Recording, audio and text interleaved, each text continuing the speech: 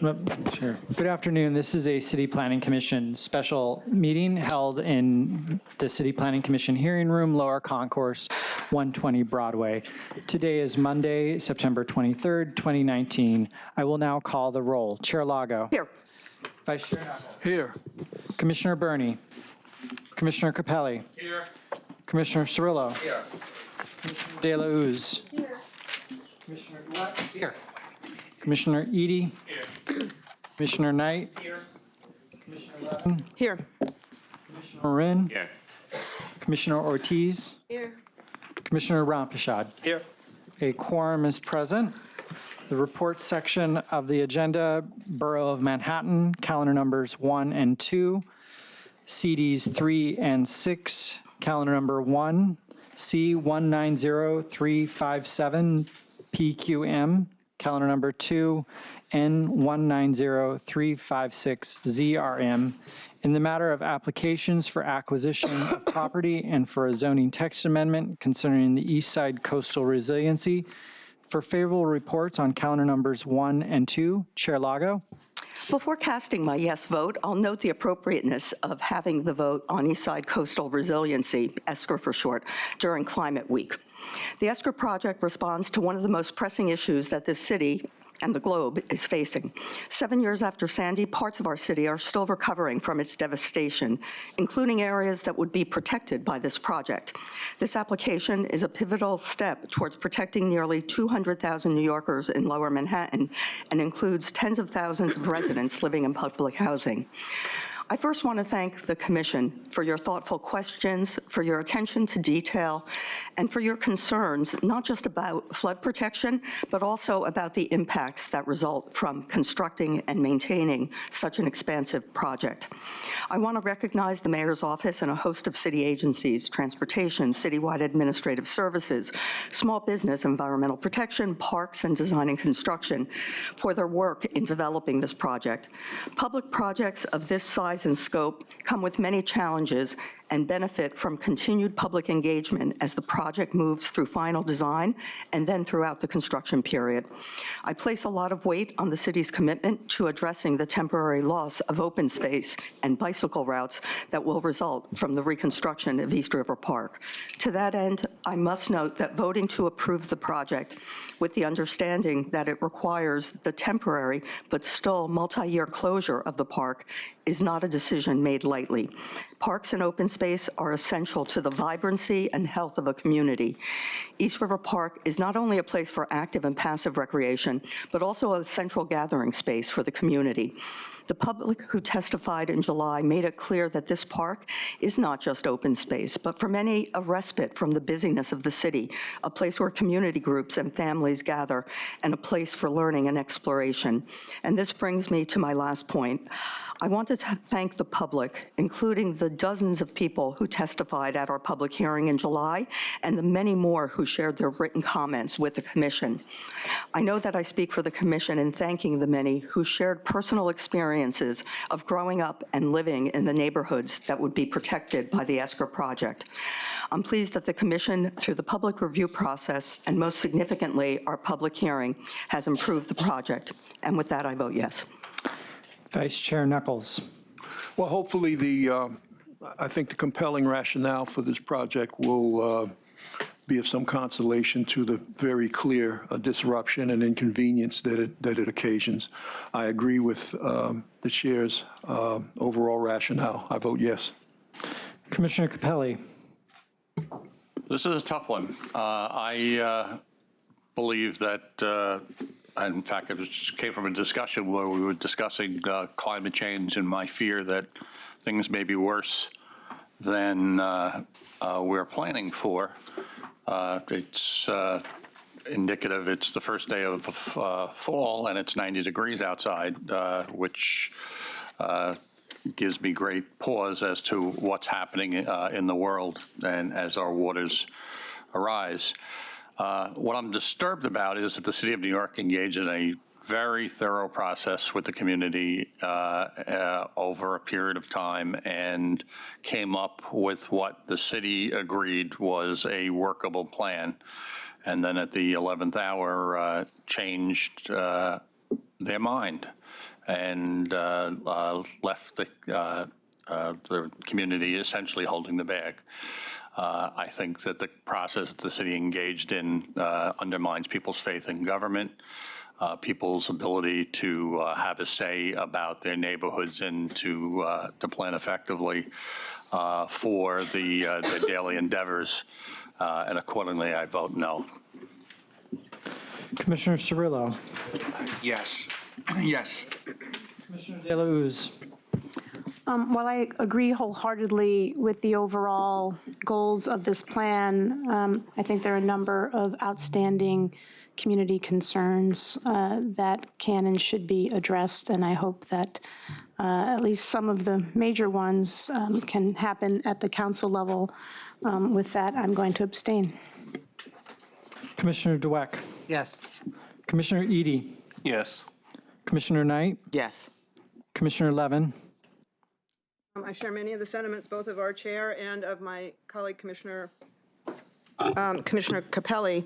I nonetheless was persuaded by what we heard and read in the course of this project's getting as far as it is, that is to our vote, that the Plan 4 that the city has ultimately settled on is probably the better plan for our long-term security, though it comes at the cost of undermining the community's confidence in the city's ability to listen to them. Still, I do think that it appears that the city has really committed itself to engaging with this community since the switcheroo. And I am pleased to note sort of the nuance in our report, which, among other things, insists on the importance of continuing that engagement through the design and construction of the project. And on that basis, I vote yes. Commissioner Marin. Yes. Commissioner Ortiz. Yeah, I agree with the sentiments of my fellow commissioners. This is not a decision to make lightly. I remain concerned about the impact of this project on the local community, particular transit modes. As you had mentioned, it's such a critical north-south connection. I question how those needs will be accommodated during construction. I also noted that the city did make a commitment to keep things like ferry service available during construction. I still don't quite understand how that will happen, but I'd like that commitment to remain. But at the end of the day, I do think the issue of climate change is really too real and too immediate and is right upon us. And I think it's particularly given the marches last week and young people who marched to make sure that we listened to them. And I think that we really need to. And in this case, I think for me that means voting yes. I vote yes. Thank you. Commissioner Brown-Pichard. Yes. Favorable reports have been adopted on calendar numbers 1 and 2. And I believe that there is no other matters before the commission, and so the public hearing is closed. That is correct. The time is 1:09 p.m. Hope you never sleep again. Before we begin our review session agenda, we will have a presentation on assessing storefront vacancies in New York City, study by Sulin Carling.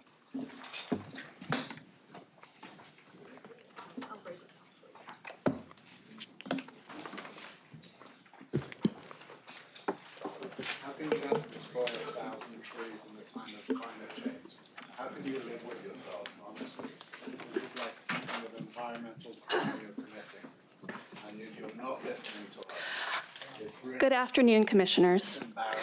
You guys I'm going to share a recently released DCP study on a hot topic, storefront vacancy and the changing nature of retail in New York City. While this issue is widely discussed, there's been little available data. So we launched this study with the goal of establishing a more nuanced understanding of these trends. Since releasing our report in August, we've been thrilled to see that it has attracted significant attention and has injected more information into the conversation. The study really focuses on establishing a fact base, so it does not include an in-depth study of policy, and also a deep dive into the numerous challenges small businesses face was beyond the scope of this study, but certainly merits further conversation. And before I dive into the study itself, I also just want to acknowledge my colleagues, Christina Schmidt and Sam Levy, who contributed a great deal of work and thought to this study. Neighborhood shopping corridors are essential to urban life. They offer goods and services to New Yorkers, vibrant and walkable streets, and entrepreneurship opportunities for small businesses. In recent years, headlines, as well as many communities, have raised alarms about storefront vacancy, especially in high-profile areas of Manhattan. This has been attributed to a number of factors, including soaring rents, online shopping, and a difficult environment for small businesses. However, while there's been much debate about the causes of vacancy and how to fix it, there's been very little available data. So DCP studied 24 different pedestrian-oriented corridors across the 5 boroughs, as well as citywide and national trends. We did not study auto-oriented corridors or malls, which have their own dynamics. And we selected these study areas to capture a diversity of demographics, density, development trends, and other factors. We made sure to include many of the neighborhoods in which residents have expressed concern about vacancy, as well as others that appear to be thriving. We also included 8 corridors we surveyed in 2008 and 2009, Hamilton Heights, the Upper West Side, the Upper East Side, Kingsbridge, Park Slope, Astoria, Jackson Heights, and New Dorp. We were able to look at 24 different study areas using a new data set from a tech startup called LiveXYZ, which is based on on-the-ground observation of storefront uses and vacancy. We also relied upon interviews with bids, brokers, developers, and other experts to help us interpret the data and understand what was happening on the ground. This data allowed us to look at the uses of 10,000 storefronts across the 24 study areas.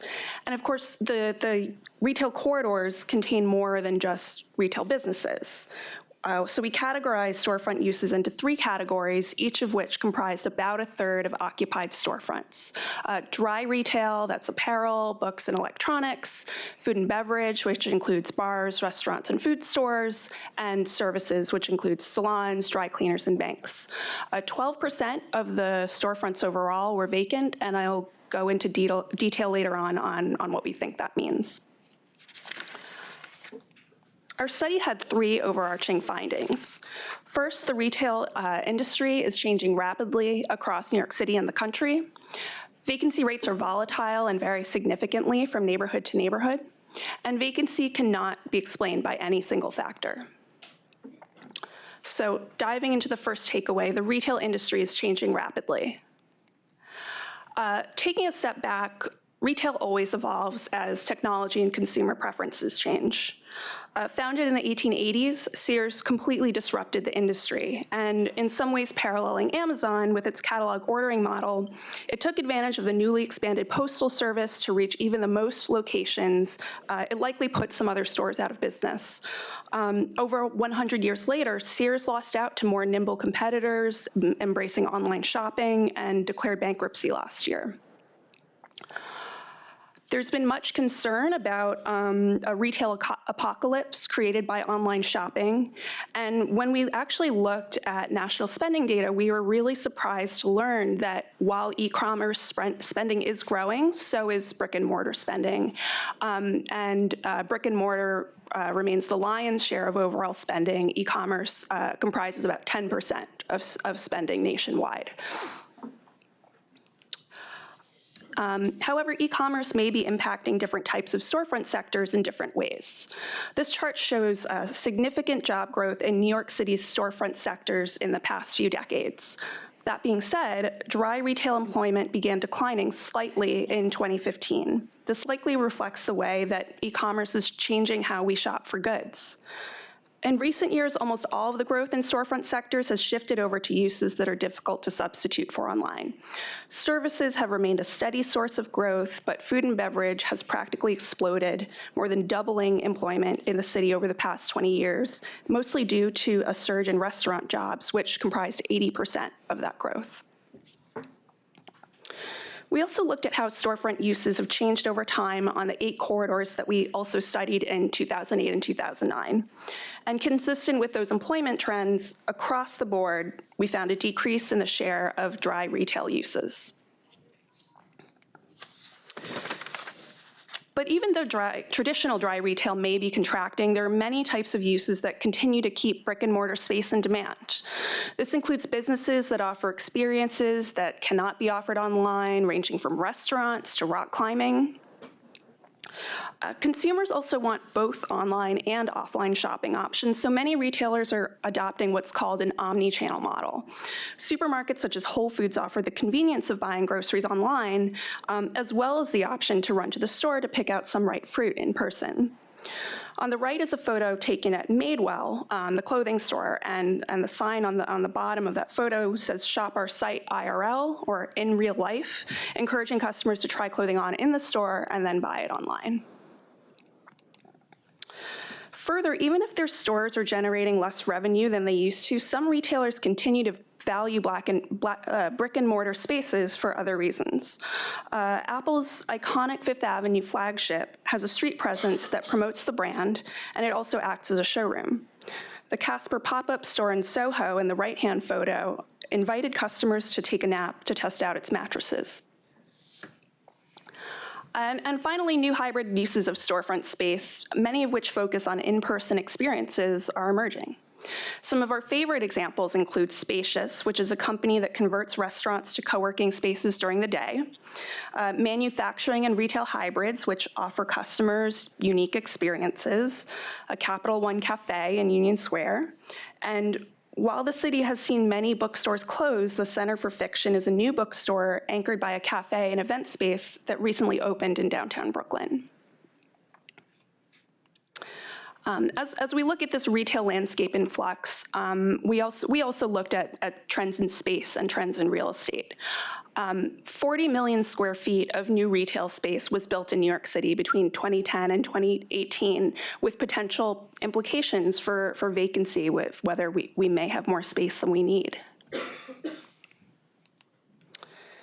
Also, entire neighborhoods have also emerged as shopping destinations, such as Williamsburg.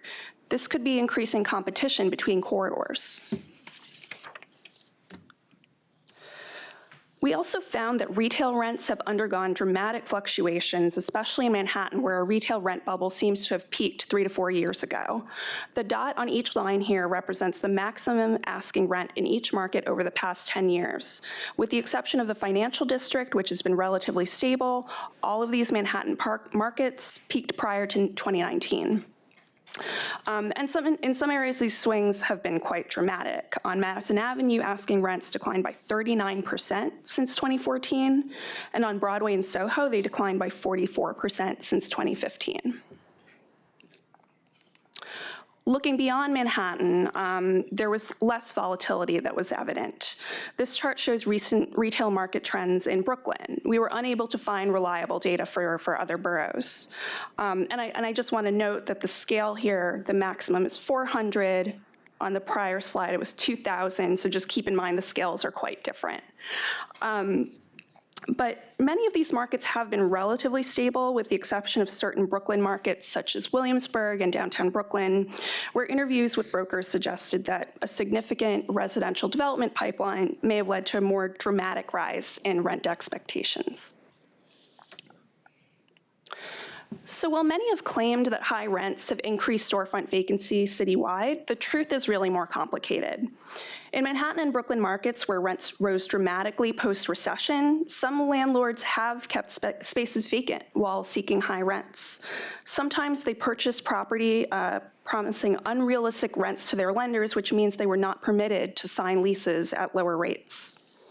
However, contrary to popular belief, our interviews indicated that many smaller property owners simply can't afford to keep spaces vacant long-term. They need to collect rent to cover ongoing costs, such as mortgages and taxes. Further, vacancy driven by high rents may not necessarily be the new normal. There's a bit of a contradiction when you have both high rents and high vacancy. It's pretty counterintuitive. Asking rents and vacancy rates appear to be declining in many of these areas as landlords realize their prior asking rents were simply unrealistic. And then in contrast, in many markets further from the Manhattan core, such as Jackson Heights here, there was little evidence of a market bubble or warehousing of space. Our second takeaway is that vacancy rates are volatile and vary significantly from neighborhood to neighborhood. So first, I just want to define vacancy because storefronts can be vacant for many different reasons. A business may have recently closed, the space may already be leased with fit out underway, or the owner may have future development plans. So the vacancy rates in this study include the percentage of ground floor spaces that are visibly vacant with no evidence of construction or a store coming soon. Our data showed that vacancy rates are volatile and can fluctuate significantly as stores close, leases are signed, and newly constructed spaces come online. Looking at 3 points in time over the course of 9 months, the swing in vacancy on individual corridors ranged anywhere from 1% to 8%. So we took that data on the 3 points in time and calculated the average vacancy rate for each of these corridors. Industry experts say that vacancy of about 5 to 10% is typical of a healthy retail corridor. However, given how much vacancy rates can fluctuate, as we saw on the prior slide, we shouldn't make too much of the difference between 10% and 11% vacancy. However, this chart shows tremendous well, I'll first note that across our study areas, we saw a 11.6% average vacancy, but the chart really shows tremendous variation from neighborhood to neighborhood, with Jackson Heights on the left at 5.1% vacancy and Canal Street on the right with a staggering 25.9% vacancy. So we think this chart disputes any claim that New York City is experiencing a retail apocalypse citywide, but it also does show that vacancy is a serious concern for neighborhoods towards the right side of this chart.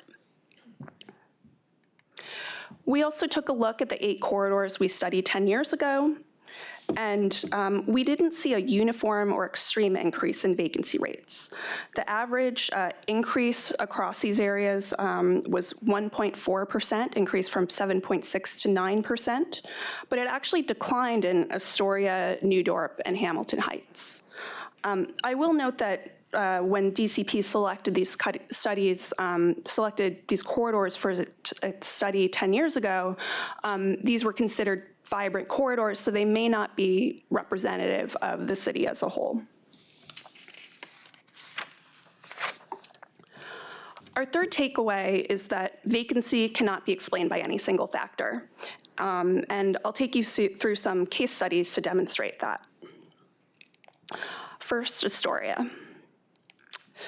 So Astoria has a low overall vacancy rate of 9.5%. But this number doesn't reflect the fact that vacancy rates actually vary significantly from street to street for reasons specific to the area. As you can see on the map, the blue dots show occupied stores, pink dots are vacant, and yellow dots are vacant with construction or a store coming soon. Portions of Steinway Street, as you can see, have up to 18.1% vacancy. This corridor was once called the city's largest department store because it was dominated by dry retail stores, which are declining citywide. In contrast, 30th Avenue has a low 7.5% vacancy rate. It's really emerged as a restaurant corridor in recent years, with one business following another, thereby increasing foot traffic. Soho NoHo. In Soho NoHo, the relatively high vacancy rate of 13.8% is likely due to a unique confluence of factors that include but go beyond rents. As we saw in the rent chart previously, there was a dramatic market bubble that encouraged landlords to warehouse space, but there are other issues as well. While this map only highlights some of the more significant corridors, storefronts are distributed throughout major corridors and side streets. This is simply a lot of space to fill in a fairly small area.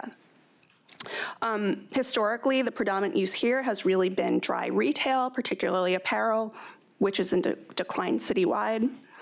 And furthermore, zoning restricts retail uses and sizes with particular limitations on food and beverage, which is the fastest growing type of storefront use.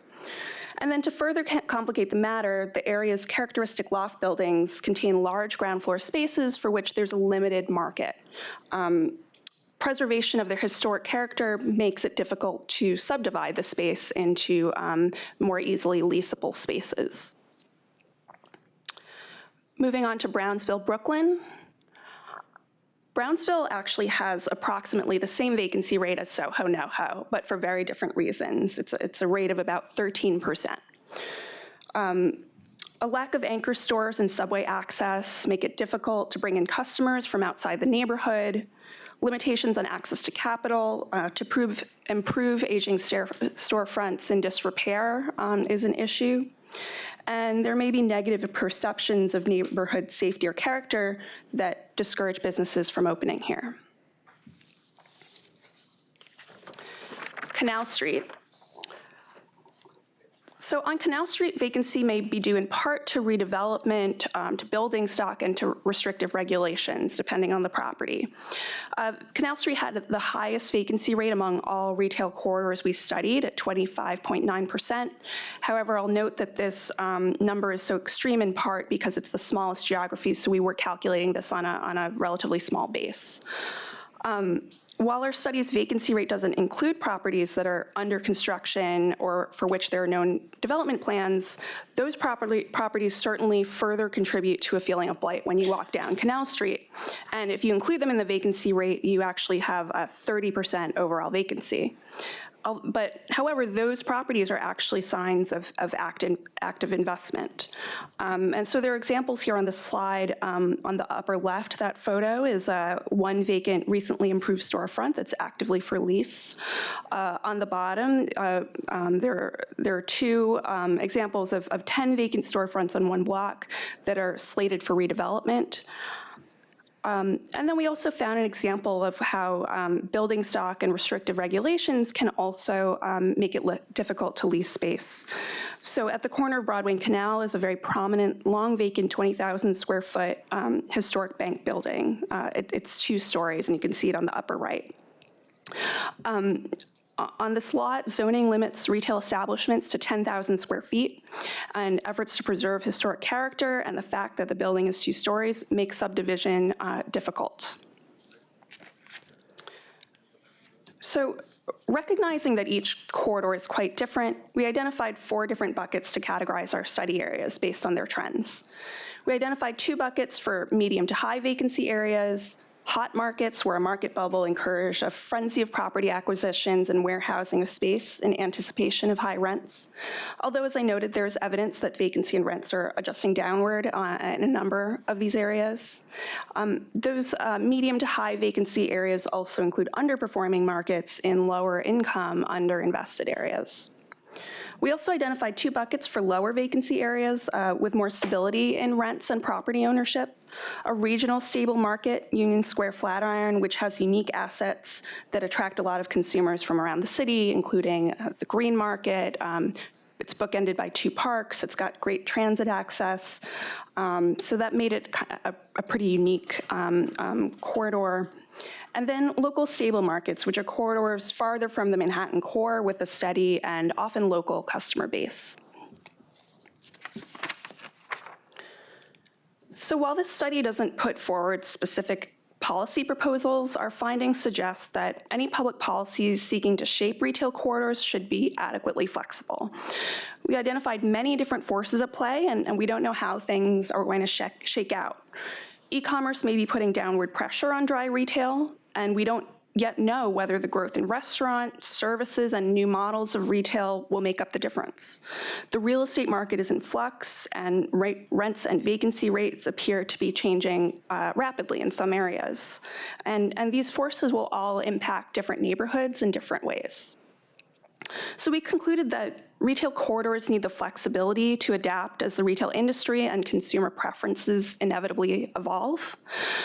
Overly prescriptive regulations may be contributing to vacancy today, such as the restrictions on retail uses and food and beverage in Soho. And then given all of the rapid changes occurring, we can't fully envision how storefront uses will evolve in the future. So thank you very much for the opportunity to share our findings with you. Our full study is available online, and I welcome any questions. Questions? Commissioner Dweck. Thank you. You noted that in between 2010 and 2018, there was an increase of 40 million square feet of retail. Is that an increase, or was part of that a replacement? It's not net. It's the amount that was built. So with demolitions, the total that we have is probably less. The increment is less than that 40 million. Yeah. And did you it's a very interesting study, and being, having a long history in retail, most of my life. Have you come up with any suggestions that, that you would like to share with us? In terms of policy suggestions? Yeah, I mean, the focus of the study really was to look at the facts and just get an understanding of what was going on. But, I think that we certainly think that any policy proposals, and there are many out there, should make sure to take into account neighborhood by neighborhood, should not be one size fits all, and should not be overly prescriptive, especially as types of retail change. It's increasingly difficult to categorize retail. We've seen new models emerge that we couldn't have imagined 5 years ago. And so, we think it's just important to maintain flexibility while also acknowledging that our retail corridors are really important. And some of them may be suffering more from vacancy than others. And again, we consciously did not set out to have policy prescriptions, but rather to fill a void in information. We're hoping that with this study being out there and the reception it's received has been beyond our expectations, that it may lead others to carry forward the research, take it the next step. Commissioner Cirillo. They're not working. They're not working. They're not working, okay. So I know I've said this privately to different individuals since the release of the report, but I just want to say publicly, I want to thank the department and the staff for this amazing report, which I believe was not only timely, but substantively so important for us to grasp. As someone who spends obviously a good deal of time dealing with the sort of the retail world and what it means, and is also immersed in the dialogue and discussion and debate over what are the answers to this, I can't think of a more important report for the department to have spent time developing. So kudos to the team. And Madam Chair, I know I mentioned that to you, but I'm happy to be able to say it publicly. Sort of as an offshoot to the question that Commissioner Dweck asked and the follow-up remarks that you made, Madam Chair, and I understand that the fact that this did not provide sort of policy recommendations or legislative recommendations, but I do wonder this is a powerful document with critical information in it. And there are numerous proposals out there now with the good intention of attacking the problem. It is clear, and that is a finding, that there is no one way to tackle the problem. And in fact, there are areas considered to be a problem that may not actually be the problem that is suspected. So I guess while there aren't policy recommendations or regulatory or legislative, there is a really important role the department can be playing in that dialogue with its sister agencies and with the legislative branch to educate in a much more technical way, less emotionally and more technical based on facts. And I just wonder if there is a plan, and this goes from the city council to the mayor's office to other agencies who are embracing this, and obviously this department is a very important piece of the operation of government. What plan is there to take this information to either redirect some of the ideas, or to thwart them completely, or to create a different discussion in order to ensure that facts are driving the next step in this process and not misinformation. Given all the work that was done, it would be really unfortunate, both in reality and procedurally, if this was lost in the debate and not really focused on. I really welcome that question because generally what the what the commission sees are actions that come before the commission, zoning actions, and not so frequently are you aware of the planning that takes place. And you said words that are music to my ear, less emotional and more technical. We are a major planning, we're a major research engine for the city. We're looked to for producing information like this. As you can well imagine, in producing the report, we worked closely with our Department of Small Business Services and with EDC. We use information like this. We use the information that we amass on the city's housing stock in daily conversations with many of the parties that you mentioned, other city agencies, City Hall, informing policy writ large, but also very importantly with the City Council and with state legislators as well. And we very much pride our reputation of being more technical. So this will be featured. We will play our role in any of the policy debates. We see the bills that are introduced. What one doesn't see, and you would know this in wearing your former council member hat, are the bills that aren't introduced because there was a decision, facts were brought to light before the introduction of the bill that made it evident that it might not be good public policy. Thank you. I'll also just note that, I didn't mention this before, but EDC and SBS were actually close collaborators on this. We met with them regularly and got their feedback, and they really provided really helpful information based on their expertise. Excellent. Thank you. Commissioner Delos. You know, in the spirit of Commissioner Cerullo's point about potential follow-up, I guess I have some concrete thoughts on that as someone who is familiar with at least some of those commercial corridors pretty, you know, specifically, and then, you know, someone who develops property and manages property. You know, there's an intersection between retail space, ground floor uses, designs of property, and sanitation. And with new recycling requirements that have come out in the city, that has put some strain on some properties. I would also say that, I don't know if HPD was one of the agencies with which the department collaborated with, but you know, there's a lot of assumptions that are made about ground floor commercial rents as part of affordable mixed-use properties, and also design considerations that HPD is involved in. And obviously you know, there's design guidelines around those things. That have been informed by some folks, you know, on this commission, which is very, very helpful. But I think looking at some case examples, perhaps, of ways in which, quite honestly, affordable housing is often helping to maintain a mix in communities might be a very interesting thing to talk about. And then, you know, the other thing, and maybe this one's obvious, but as we're shifting from the dry goods to more the experience, and as someone whose family, you know, had restaurants growing up and knowing full well that restaurants, for instance, have a higher failure rate than some other uses, like to me, that points to certain kinds of policy potential follow-ups, right? If the retail trend is moving to experiences, which one of those, you know, tends to be more successful than others, and are there things that government can and should be doing to support those kinds of uses?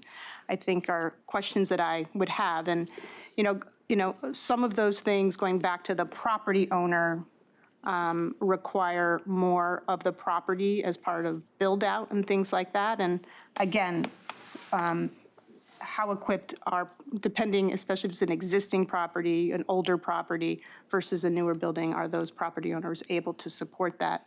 And all of that, I think, comes into play as well.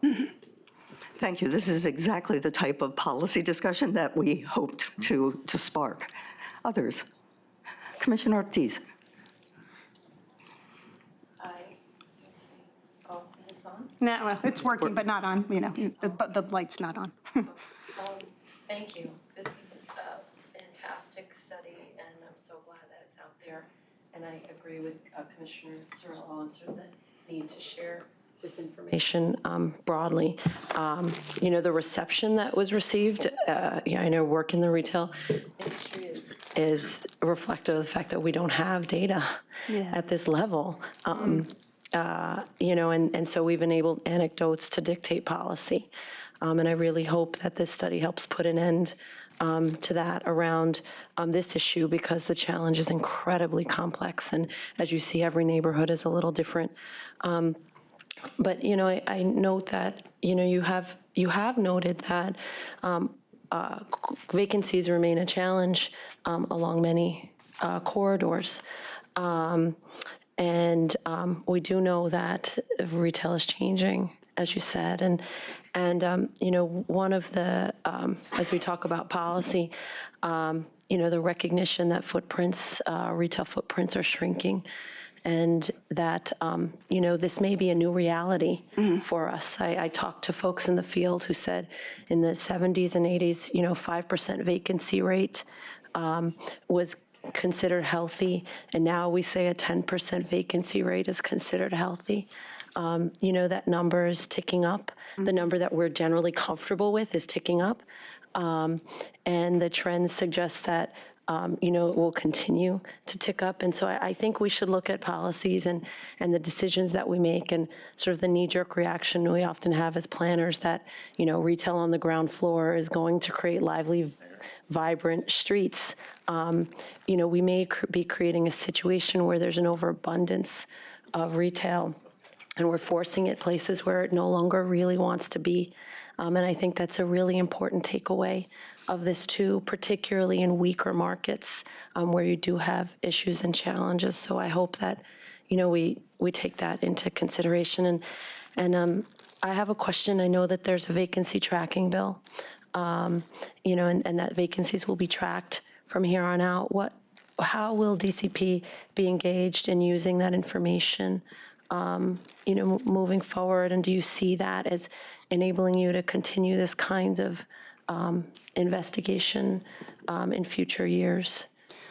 My understanding is SBS is still kind of working out exactly how that reporting is going to happen and how that data is going to be collected. And I'm not quite sure of how they're going to, how they're planning on sharing it, but many of the people that are working on that also were involved in our conversations about this study. And I think we all saw as we worked on this, the true lack of data. And so, that's certainly something that we're going to talk to them about, because I agree that having ongoing data on this is really important.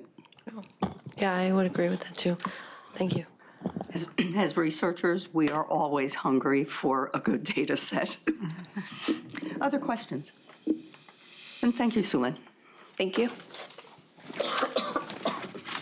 Okay, we'll begin the review session for the City Planning Commission for Monday, September 23rd, 2019. A quorum is present and the time is 1:44 p.m. Item 1 on our agenda has been laid over.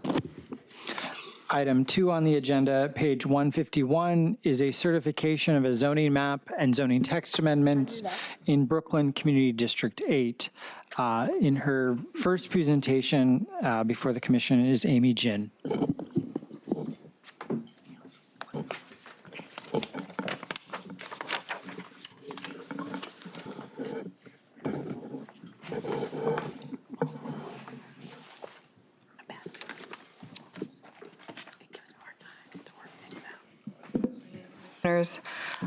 This is an application by EMP Capital for a zoning map amendment to rezone portions of 2 blocks from an M11 district to an R7D C24 district, and a zoning text amendment to establish a mandatory inclusionary housing area to facilitate a 9-story mixed-use development with a total of 64 residential units, 16 of which would be permanently affordable, and commercial space on the ground floor.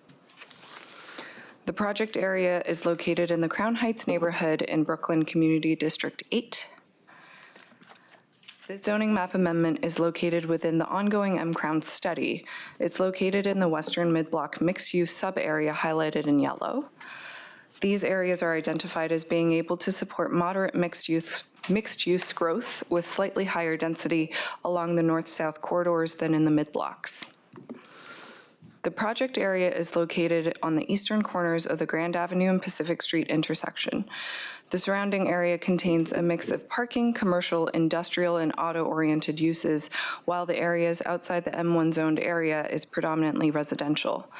M11 is a manufacturing district that permits commercial and industrial uses to a maximum FAR of 1, and limited community facility uses to a maximum FAR of 2.4. New residential use is not permitted as of right in this district. There are also contextual residential districts R6A, R6B, and R7A in the surrounding area, mapped with commercial overlays along the corridors. Recent actions in the area include 1010 and 1050 Pacific, which were rezoned from M11 to R7A C24 and M14 R7A respectively. The area is well served by public transit, located less than half a mile from a subway station at Fulton Street with access to the C Line and the Franklin Avenue shuttle. Several bus routes run near the project area, including the B65 one block to the south.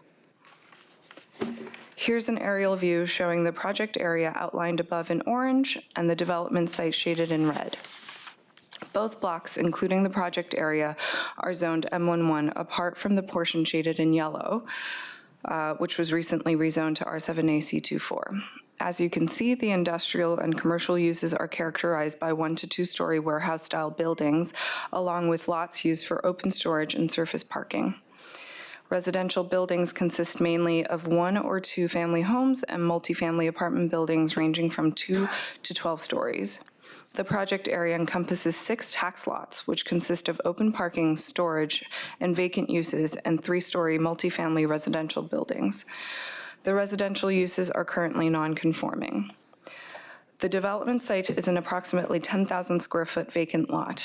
There are 5 non-applicant controlled sites south of Pacific Street within the project area. 1 lot contains a 3-family residential building, 3 are vacant, and 1 is open parking.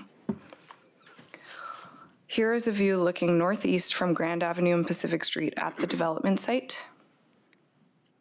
This is a view looking south on Grand Avenue. The development site is to the left. To the right, we can see a 4-story loft building that rises to a height of 55 feet. In the distance to the left is the 6-story Acorn Community High School, which rises to a height of 60 feet. This is a view looking west on Pacific Street. The development site is to the right. To the left are the non-conforming residential buildings, one of which is vacant. Here we can also see the street conditions along Pacific Street. The applicant proposes to develop a 9-story mixed-use building with approximately 56,000 square feet of floor area, totaling 5.6 FAR, with a base height of 60 feet, followed by a 10-foot setback at the 6th floor, and then rising to a building height of 100 feet. The proposed development contains 64 dwelling units, 16 of which would be designated affordable under option 1 of the mandatory inclusionary housing program, which requires 25% of the residential floor area to be permanently affordable at or below 60% of the area median income, with 10% at or below 40% of AMI. There would be approximately 8,400 square feet of commercial space. No parking is proposed for this project. To facilitate the proposed development, the applicant requests a zoning map amendment to rezone an M11 district to an R7D C24 district over the eastern portions of Block 1125 and 1133. When mapped with an inclusionary housing area, R7D allows a maximum FAR of 5.6 for residential uses and a maximum base and building height of 90 feet and 110 feet respectively, which can be increased by 5 feet with a qualifying ground floor. Off-street parking is generally required for 50% of the market rate dwelling units and optional for income-restricted housing units within the transit zone. C24 is a commercial overlay that permits a maximum commercial FAR of 2.0, and when paired with an R7D district, triggers a requirement for the ground floor frontage to be either commercial or community facility to a depth of 30 feet. C24 commercial overlays allow a range of local retail uses, including neighborhood grocery stores, restaurants, and beauty parlors, with low parking requirements.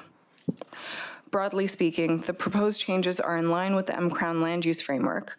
Although Grand Avenue and Pacific Street are both 70 feet wide, the short ends of the blocks at 200 feet width are more appropriate for density than the sections fronting Pacific Street, which are 800 feet wide. In addition, the applicant seeks a zoning text amendment to create an MIH area with options 1 and 2 coterminous with the rezoning area. According to the applicant, the proposal would facilitate new opportunities for affordable and market rate housing in an underutilized area while promoting density of a mix of uses in an area well served by public transit. Thank you. Questions? Commissioner Dweck. Thank you. I just recently walked the area, and I heard that there was some breakthrough on M-Crown and the community board. Do you have any updates on that? And my next question is, why are we not just taking it all the way down to Classen Avenue?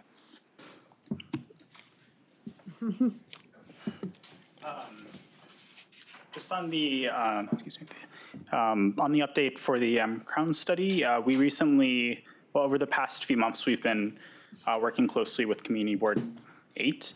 And just about a week and a half ago, they voted on a resolution to move forward with a multi-agency effort. We can provide that the resolution still was voted on, and we can share a copy with the commission. Thank you. Yeah. And the rationale on not going all the way down to Classen Street? The applicant proposed this boundary. We believe that going to Classen would be aligned, but the applicant believes that this is, a sufficient boundary by maintaining it at the corners. I think that perhaps, matching it up with the R7A, bordering it with the R7A district, would make good zoning rationale. But I understand the applicant's desire to limit his application.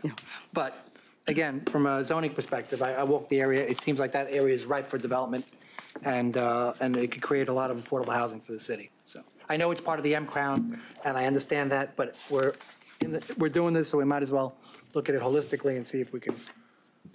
I think we agree with that concept. Broadly speaking, that's why we keep referring back to the framework that's been produced. Though, because it is a private application, there are some abilities for them to maintain both zoning rationale as well as the capacity of undertaking a larger rezoning.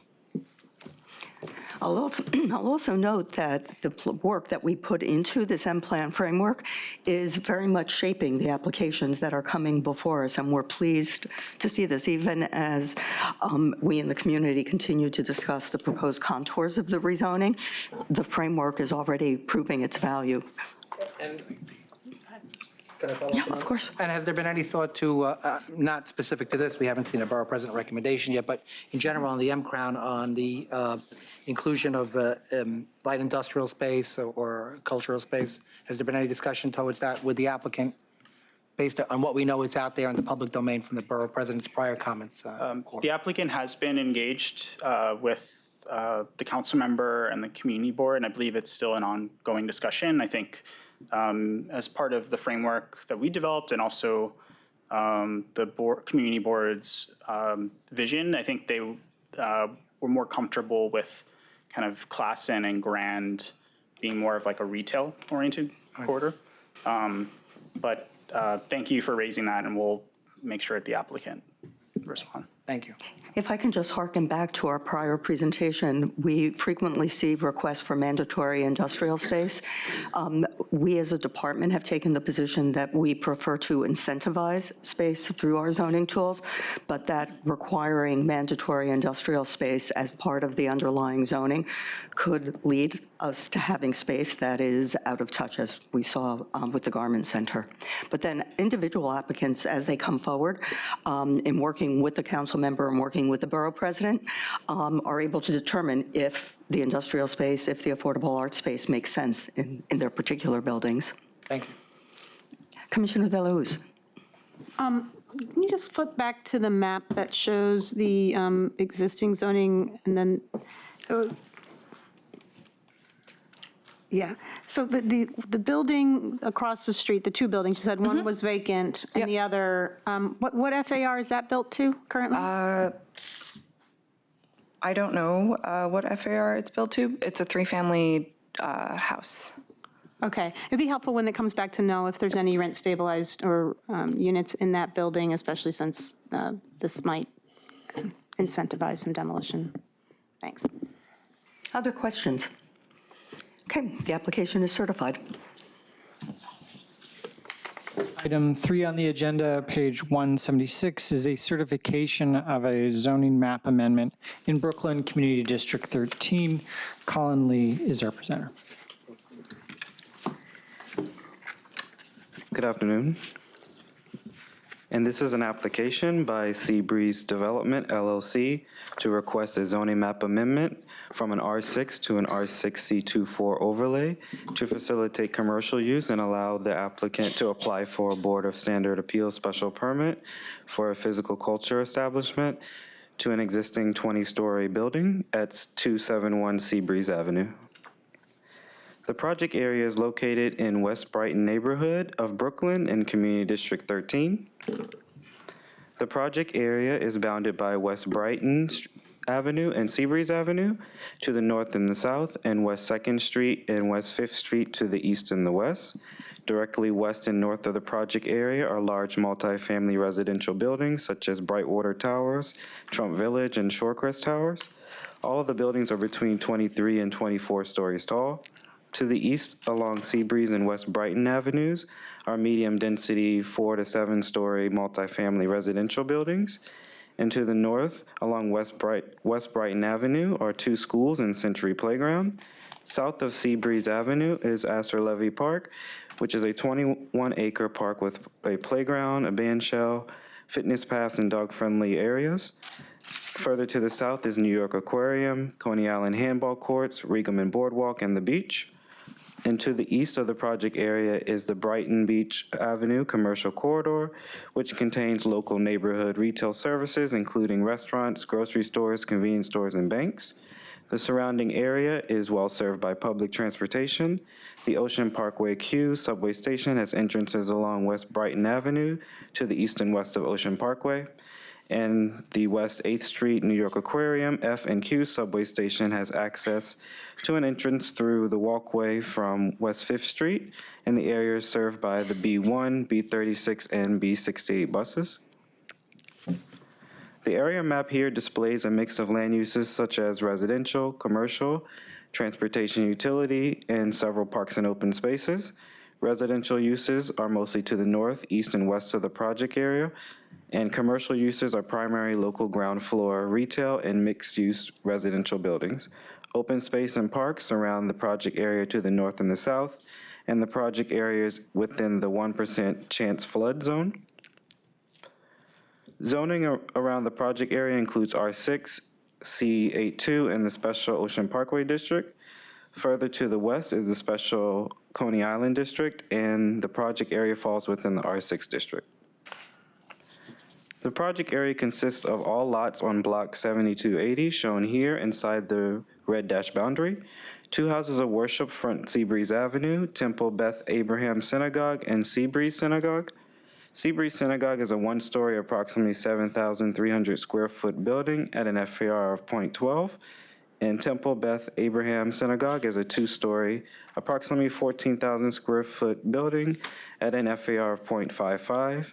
Parking facilities for Trump Village is on Lot 95, and Lot 88 houses a 6-story multifamily residential building with a medical supply store on a portion of its ground floor at an FAR of 4.71.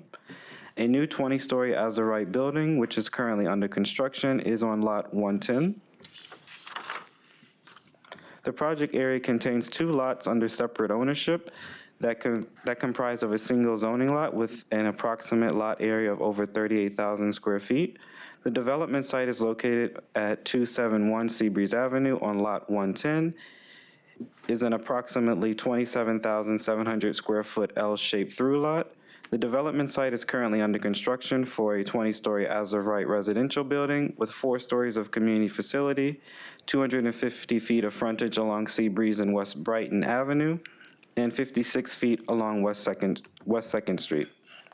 301 Seabreeze Avenue, Lot 89, is an approximately 10,700 square foot interior lot that is currently unimproved with an existing house of worship to remain a 1-story community facility. And here are some project area photos. On the left is a view northeast along Seabreeze Avenue with the development site under construction in the background, the 2 community facilities, and the Trump parking facilities. And on the right is the development site in the background with adjacent to the elevated train line. The applicants propose to change the use of the existing 20-story building under construction by adding a C24 overlay. The applicants intend on converting the existing 2 floors of community facility use to commercial use and a physical culture establishment. The proposal would allow for the development site to change to a mixed-use building with an additional 25,000 square feet of commercial floor area. Commercial uses will be on the first 2 floors with approximately 9,000 square feet on the first level and 16,000 square feet in a 16,000 square foot physical culture establishment on the second level. The applicant would apply for a BSA special permit to facilitate the physical culture establishment use. The proposed commercial levels of the building would be fully glazed, and parking would include 130 off-street accessory parking spaces and an attended garage on portions of the first levels of the building, accessible via Seabreeze Avenue, and 61 bicycle parking spaces would also be provided. And the proposed changes to the buildings currently under construction will be fully wet and dry flood proof, and all other sites within the project area will not receive additional FAR from the C24 overlay, but will receive an additional use. The site plan shows the entrances for commercial, community facility, residential, parking, and loading. Here are a few combined commercial and community facility entrances, which will be located primarily along West Brighton Avenue and another one located along Seabreeze Avenue. Access to the parking garage and the adjacent loading berth will be provided via a new curb cut along Seabreeze Avenue. And to facilitate the commercial use and a physical culture establishment, the applicants are requesting a zoning map amendment to rezone the project area with a C24 commercial overlay. C24 commercial overlays permit non-residential ground floor uses at a maximum commercial FAR of 2 in the R6 district and 1 parking space per 1,000 square feet of floor area. And in order to facilitate the commercial use, the applicant is requesting to rezone. Thank you. Questions? Okay, the application is certified. Item 4 on the agenda, page 197, is a certification of a special permit along with referral of authorizations in Staten Island, Community District 3. Our presenter is Olivia Sullivan. Good afternoon. This is a private application seeking land use actions to facilitate the development of 2 commercial buildings containing retail and office spaces with approximately 100,000 square feet and 223 parking spaces in an M11 district within the Charleston neighborhood of Staten Island's Community District 3. This area contains a mix of commercial shopping centers and office uses within the C41 and M11 zoning districts in the Special South Richmond Development District. North of the site is Bricktown Center, an EDC-sponsored retail development which received approvals from the City Planning Commission in 2002 to allow large retail establishments. This approval established Fairview Park, a city-owned park which is located to the north of the site. There have been additional approvals by the Commission for suburban-style retail centers within this area. Additionally, there are New York State DEC freshwater wetlands located to the east of the site that connect with the Mill Creek Bluebelt System, a stormwater management system managed by the Department of Environmental Protection. This site is served by 3 bus lines with a stop located on the northeastern side of Veterans Road West, adjacent to Bricktown Center. The West Shore Expressway and Korean War Veterans Parkway merge to the east of the site. Both highways lead to Outer Bridge Crossing, which connects Staten Island to New Jersey. Veterans Road West, which is built out 100 feet, connects to the outer bridge through Arthur Kill Road. This site is located within the boundaries of the West Shore 2030 Plan, a community-based planning study released by EDC and DCP in 2011, which recommended creating transit-supported office and retail centers, expanding the mix of local retail, restaurants, and housing, and creating new parks and continuous waterfront access within the project area. The development site is an irregular-shaped vacant zoning lot that is 4.5 acres, heavily wooded, and contains New York State DEC-regulated wetland adjacent area on the eastern portion of the project site shown here in blue. This site has 40 feet of frontage along Veterans Road West to the north and has access to Terrellin Avenue through a voluntary access easement on adjoining tax lot 170 to the west. There is a mapped 2-foot-wide city-owned park strip along the rear and edges of the site, which serves as a buffer to prevent access from the site to the highway network. Here are some images of the existing conditions on the site. The top left image shows the location of the proposed curb cut on Veterans Road West. The top right image is a view of the existing site. As you can see here, it is very heavily wooded. The bottom left image is a view from the site looking to the north of Veterans Road West and shows the Bricktown Center development. The bottom right image is a view of the adjacent office building on Lot 170. Portions of the project site were part of prior CPC approvals. In 1999, the CPC approved South Richmond actions to facilitate 2 3-story office buildings with accessory parking on lots 170 and lot 50. Only one of the proposed office buildings from the approval was constructed on lot 170. Subsequently, in 2017, zoning lots were approved to be reapportioned to merge prior lot 150 with lots 115, 120, 125, and 136, which is the development site for this project, shown on the slide in red. As stated previously, 2 buildings are proposed on this site. Located at the rear of the site, Retail Building A will be 2 stories, approximately 35 feet in height, and contain approximately 97,000 square feet of floor area, with an outdoor pedestrian plaza. Located at the front of the site, Retail Building B would be only 1 story, with approximately 16 feet in height and contain approximately 3,000 square feet of floor area. The first floor of both buildings will contain Use Group 6 or Use Group 10A retail stores and Use Group 6 eating and drinking establishments. The second floor of Retail Building A is expected to contain offices or eating and drinking establishments. An open parking area is proposed between Retail Building A and Retail Building B with 179 on-grade parking spaces, and 44 parking spaces will be located within the cellar of Retail Building A, for a total of 223 parking spaces. These spaces within the cellar can be accessed by a ramp at the northern edge of the property. Of the 223 parking spaces, zoning requires 217 spaces, and an additional 6 are being provided voluntarily. A portion of this, as shown on the slide, would be within the DEC's 100-foot freshwater adjacent area and requires a DEC permit. Additionally, the loading area for Retail Building A is located to the west of the building, and 30 bicycle parking spaces are being provided in front of the eastern portion of Retail Building A. To facilitate this development, the applicant is requesting to modify topography and removal of trees on site. The site slopes downward from the northwestern portion of the lot to the northeastern portion of the lot at a grade change of approximately 30 feet.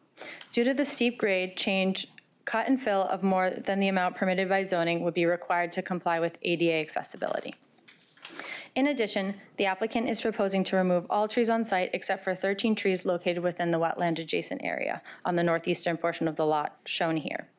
According to the applicant, the removal of trees is necessary for the amount of topography change needed. The applicant will plant new trees to meet South Richmond zoning requirements. Internal circulation would be provided by a center drive access via a 40-foot curb cut on Veterans Road West, which then branches off to access group parking facilities. The applicant is proposing a cross-access connection to the adjoining property along the western lot line to Lot 170. This proposed cross-access easement to Lot 170 would align with the existing voluntary access easement from the project site to Terrellin Avenue. Additionally, a 30-foot wide cross-access easement originally recorded on January 30th, 2012 at the northwestern boundary of the site for lots 193 and 196 will be built out. This will be one of the first cross-access easements built out in Staten Island since these regulations were adopted. Once built out, the center drive will provide access to the subject site as well as lots 170 and lots 193 and 196. Vehicles will be able to access the site from the proposed curb cut on Veterans Road West and travel south on the center drive, then either turn left to access parking adjacent to the proposed development or right to access lot 170 or lots 193 and 196. Vehicles will also be able to access the proposed development site from the 30-foot curb cut on Terrellin Avenue. The terms of the conditional negative declaration include providing a signal at the intersection of Veterans Road West and the proposed center drive to allow vehicles to enter and exit the site. In addition to the signal, the curb cut on Terrellin Avenue will be required to be monitored once one of the proposed buildings is built out. These conditions will be memorialized in a restrictive declaration. Additionally, an outdoor pedestrian plaza is being proposed in front of Retail Building A. This space is 225 feet in length and varies from 30 feet wide to 40 feet wide. Planting beds, a fountain, chairs, and tables are proposed to be included within the plaza. Per the applicant, this area is intended to be open to the public at any time. In order to facilitate this approximately 100 square foot retail and office space development, the applicant is seeking a special permit to permit greater than 10,000 square feet of floor area for proposed use groups 6 and 10A.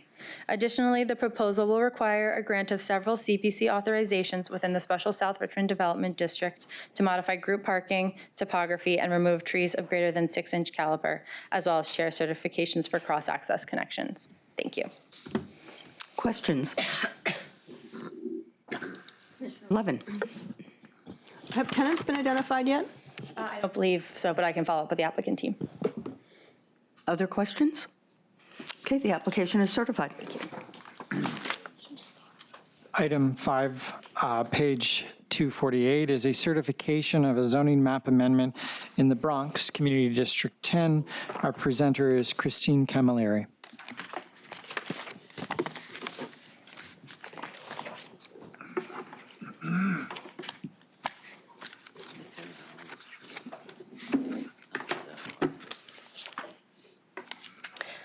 Good afternoon. This is a public application submitted by the New York City Department of City Planning.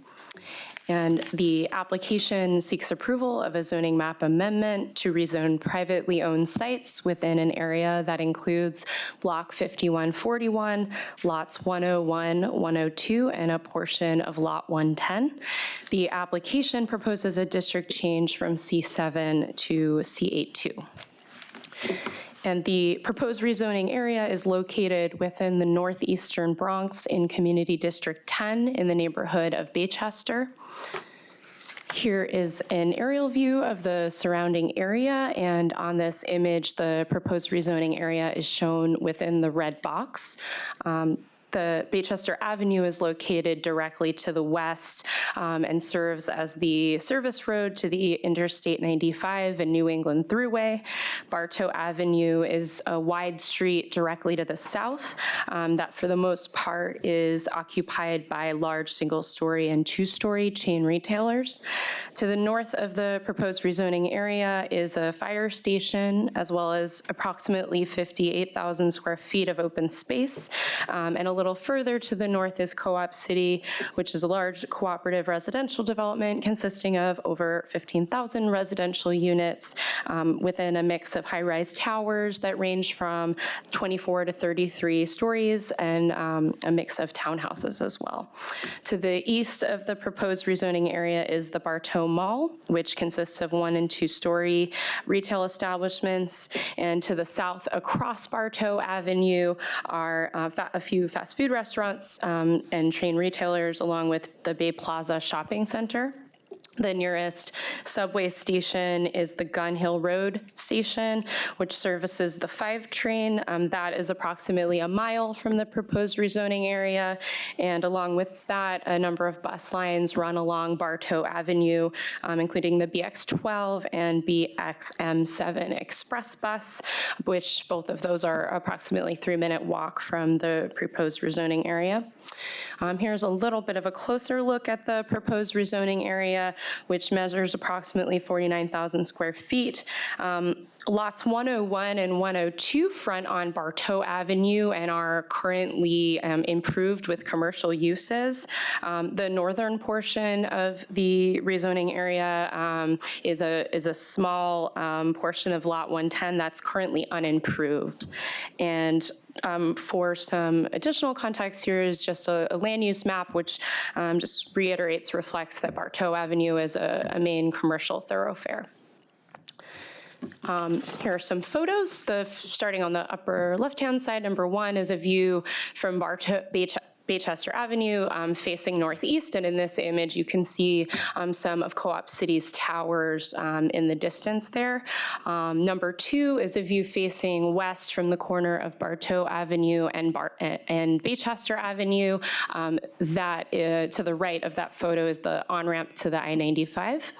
And lower left-hand side is number three is a view facing northwest from Ash Loop, and you can see the fire station in this image. And number four on the lower right-hand side is a view facing southwest from the corner of Ash Loop and Bartow Avenue out across Bartow Avenue. So the existing zoning today is a C7 in the proposed rezoning area, and a zoning change from C7 to C82 is proposed to better serve community needs and align with the current and future anticipated land uses in the area. C7 districts are really specifically designated for large open amusement parks and permit uses associated with open amusements.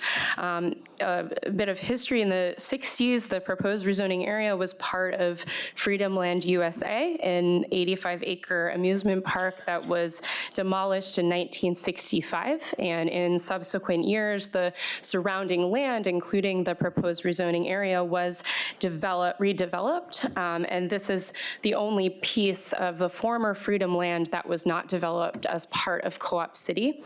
The C7 district zoning designation has remained in place since 1961, and the department feels it no longer matches the built context. I will also note that this is the last remaining C7 zoning district in the city outside of Coney Island.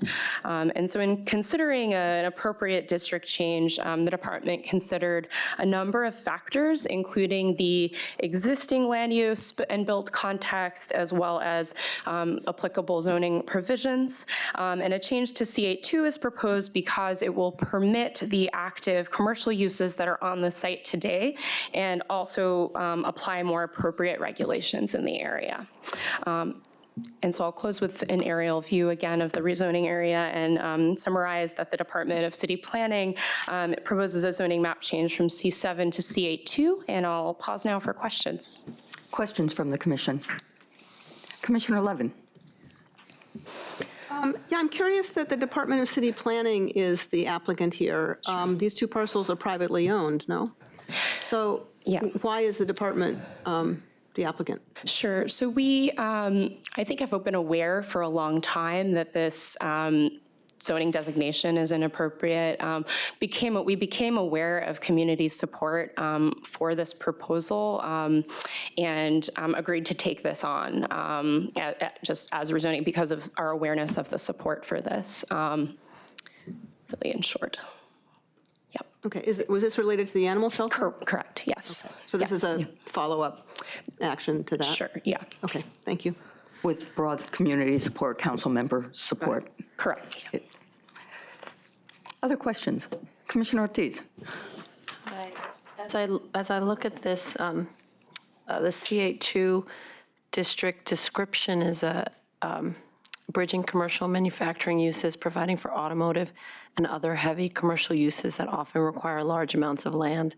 Just at first glance, it doesn't seem to reflect what I see there. Could you sort of explain why That would be the appropriate designation? Sure. So really what we, for one thing, really the main difference between the districts, we wanted to ensure first that the uses that are on site are permitted by the new district. So this aligned with that. Really the bulk regulations are actually pretty much the same across C7 and C8 too.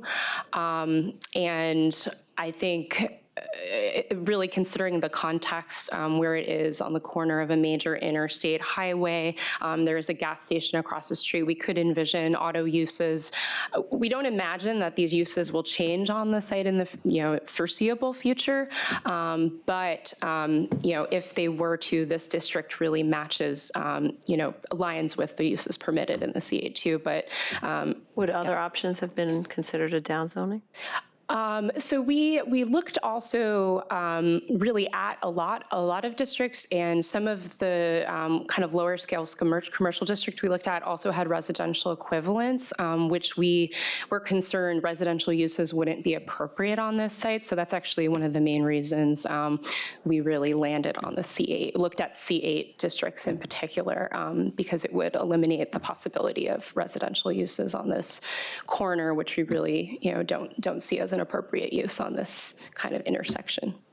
And one of the key changes between the C7 and the C8 is the signage regulation, and that is what was brought to our attention by the community, was concern because Coney Island-style signage was not believed by the community to be appropriate in this residential commercial transition neighborhood. Yeah, that's right. Vice Chair Knuckles. Thank you. I'm just wondering, has the community board or any advocates express specific kinds of uses that they'd like to see there? I think generally these are the uses that are on site today. So I'll say that we did speak with Community Board 10, which this is will be referred to, and they in June actually, and they were supportive of this change at that time. I don't think that we nor really anyone envisions the uses changing as a result of this rezoning. The uses on Lot 101 actually were just granted a certificate of occupancy less than a year ago for a new commercial building. The uses on Lot 102, which is the one that's located on the corner of Ash Loop and Bartow Avenue, closer to that corner, have been there for a very long time. It's retail, it's active uses that have been there at least since the 80s.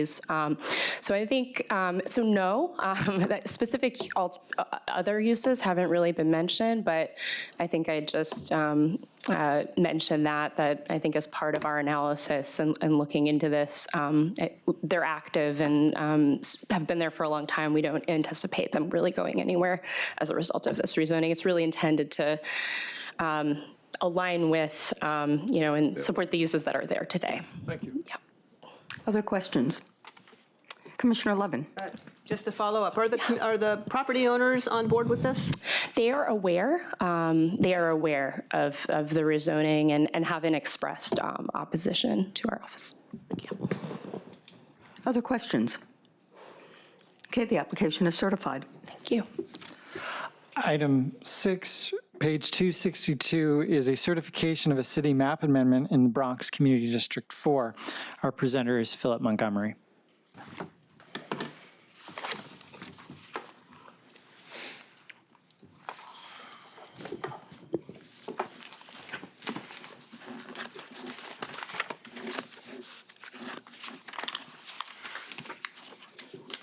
Good afternoon. Today for certification, I have an application by the New York City Department of Parks and Recreation seeking an amendment to the city map. The proposed amendment involves the elimination, discontinuance, and closing of Exterior Street and West 171st Street between the High Bridge and the Alexander Hamilton Bridge, and also the establishment of parkland in the High Bridge neighborhood of the Bronx Community District 4. The proposed amendment would facilitate a 3.82 acre expansion of Bridge Park and the Harlem River Greenway. The project site is located in a M11 zoning district just north of the High Bridge.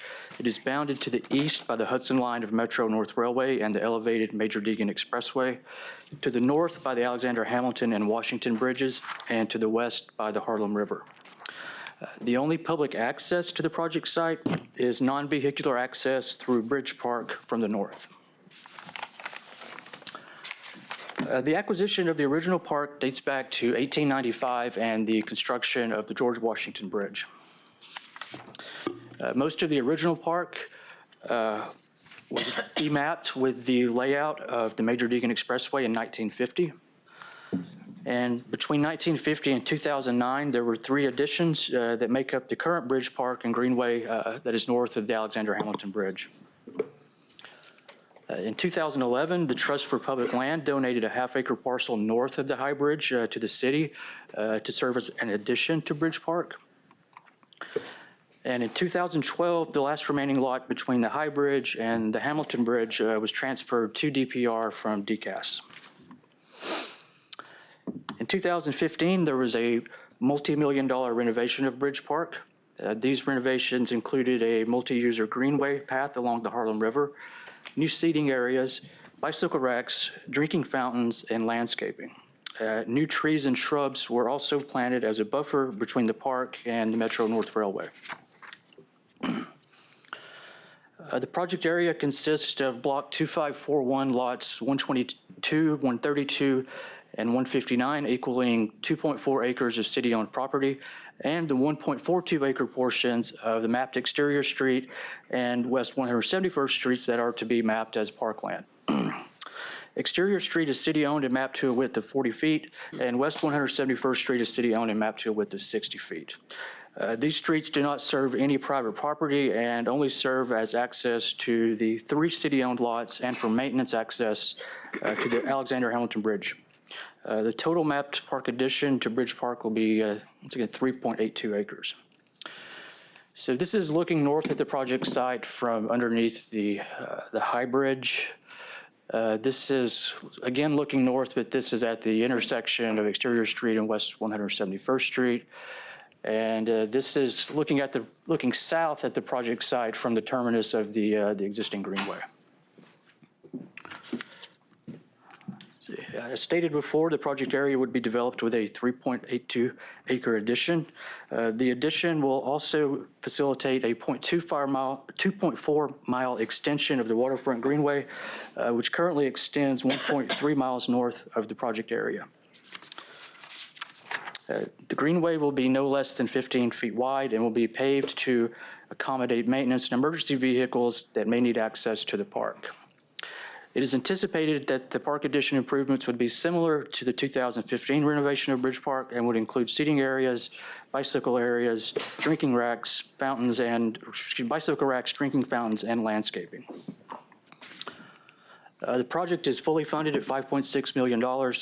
Construction is anticipated to begin in 2020 and to be completed by mid-2021. Thank you. Questions?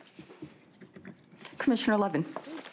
I have to confess, this is a park I've tried to figure out how to get to.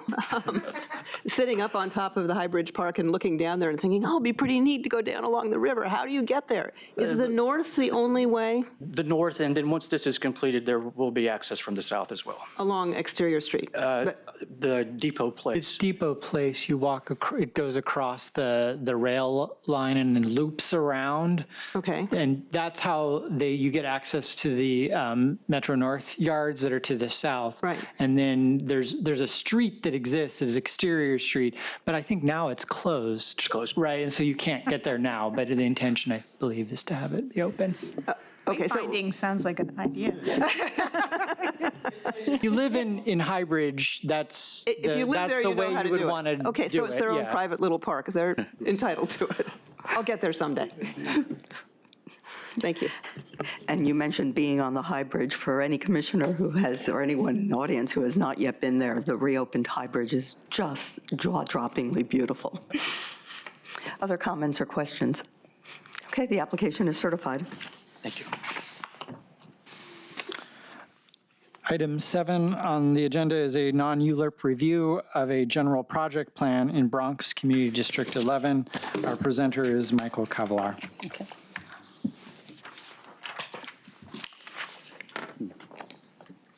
Good afternoon, Commissioners. Today, we have a project for the Bronx Psychiatric Center Land Use Improvement Project. This is a presentation on behalf of the Economic Development Corporation for a letter of approval for a general project plan and accompanying design guidelines for the redevelopment of the northern portion of the former Bronx Psychiatric Center. The project is located in the northeast portion of the Bronx in Community District 11. The immediate area surrounding the project is just at the eastern edge of the Morris Park neighborhood. There's a large concentration of institutional uses in the area, including the Jacobi Medical Center, which is part of the health and hospital system, Montefiore Einstein, which is both a medical campus and a school of medicine, Calvary Hospital, which does hospice care, the consolidated Bronx Psych site, which I'll go into more detail in just a moment, Modell's Warehouse, the Hutchinson Metro Center proper, although the area sometimes, larger area in the bottom is sometimes colloquially referred to as the Hutchinson Metro Center in its entirety, and the Public Safety Answering Center. I would note that this area is home to a very large concentration of jobs, about 23,000 jobs within the half mile of the area. Also, about 350,000 outpatient visits per year take place here, and there's something in the area of 3,000 research medical interns in the campuses. And just looking at plan here now and what is commonly referred to as the Hutchinson Metro Center, I'll just note the boundaries on the south and the right side of the screen is north in this image.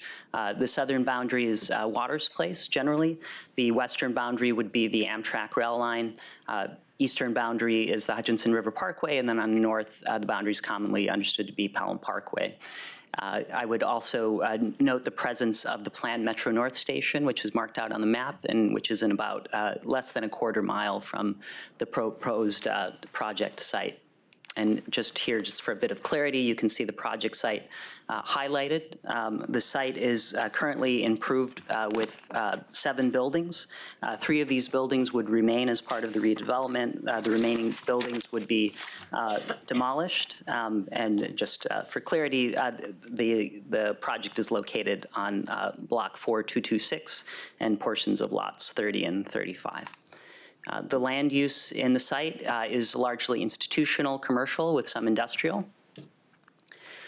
The zoning on the site is mixed between R5 and M11, with a small portion of R6C42 immediately to the east. That was the subject of ULURP action that came before the Commission in 2017. I would note, importantly, that much of the Hutchinson Metro Center has been developed irrespective of the existing zoning, as this is largely state land. The state has used overrides in the past to develop much of it, including the consolidated OMH Bronx Behavioral Psych Center, the Hutchinson Metro Center proper, which is just to the north of the project site and just to the east. In red, I've just noted here that while the Metro Center atrium was developed initially with overrides of the existing zoning on the site, that again, the project that came before the Commission 2 years ago to allow for 181 units of nonprofit hospital staff dwelling to serve Montefiore across the rail lines, this site was rezoned, and so the zoning here is now in R6C42. And then just focusing in on the Bronx Psych Center, this is a 73-acre site. The site was consolidated in 2013 into the southern 40 acres of the site, and so that now is the functioning consolidated Bronx Psych site. The northern portion is the subject of the general project plan and the design guidelines. This is a 33-acre site, was RFP'd out in 2015, and is currently the property of the Dormitory Authority of the State of New York, although this would be handed over to Empire State Development, who would then sell it to the development team as part of the development. And then just quickly, some images here of that consolidated southern portion. I won't go through these in detail, but you have a mix of smaller structures to 4 or 5-story structures serving the various needs. There's some security fencing around the site as well.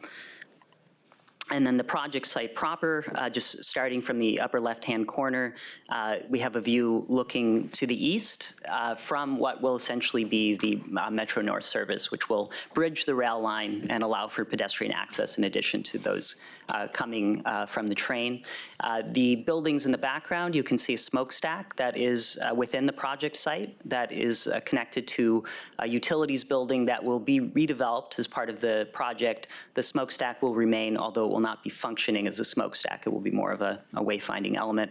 The larger building in the background is also part of the development site, and I'll go through the components of the development in a little more detail in a moment. Number two is an image looking north along Marconi Street.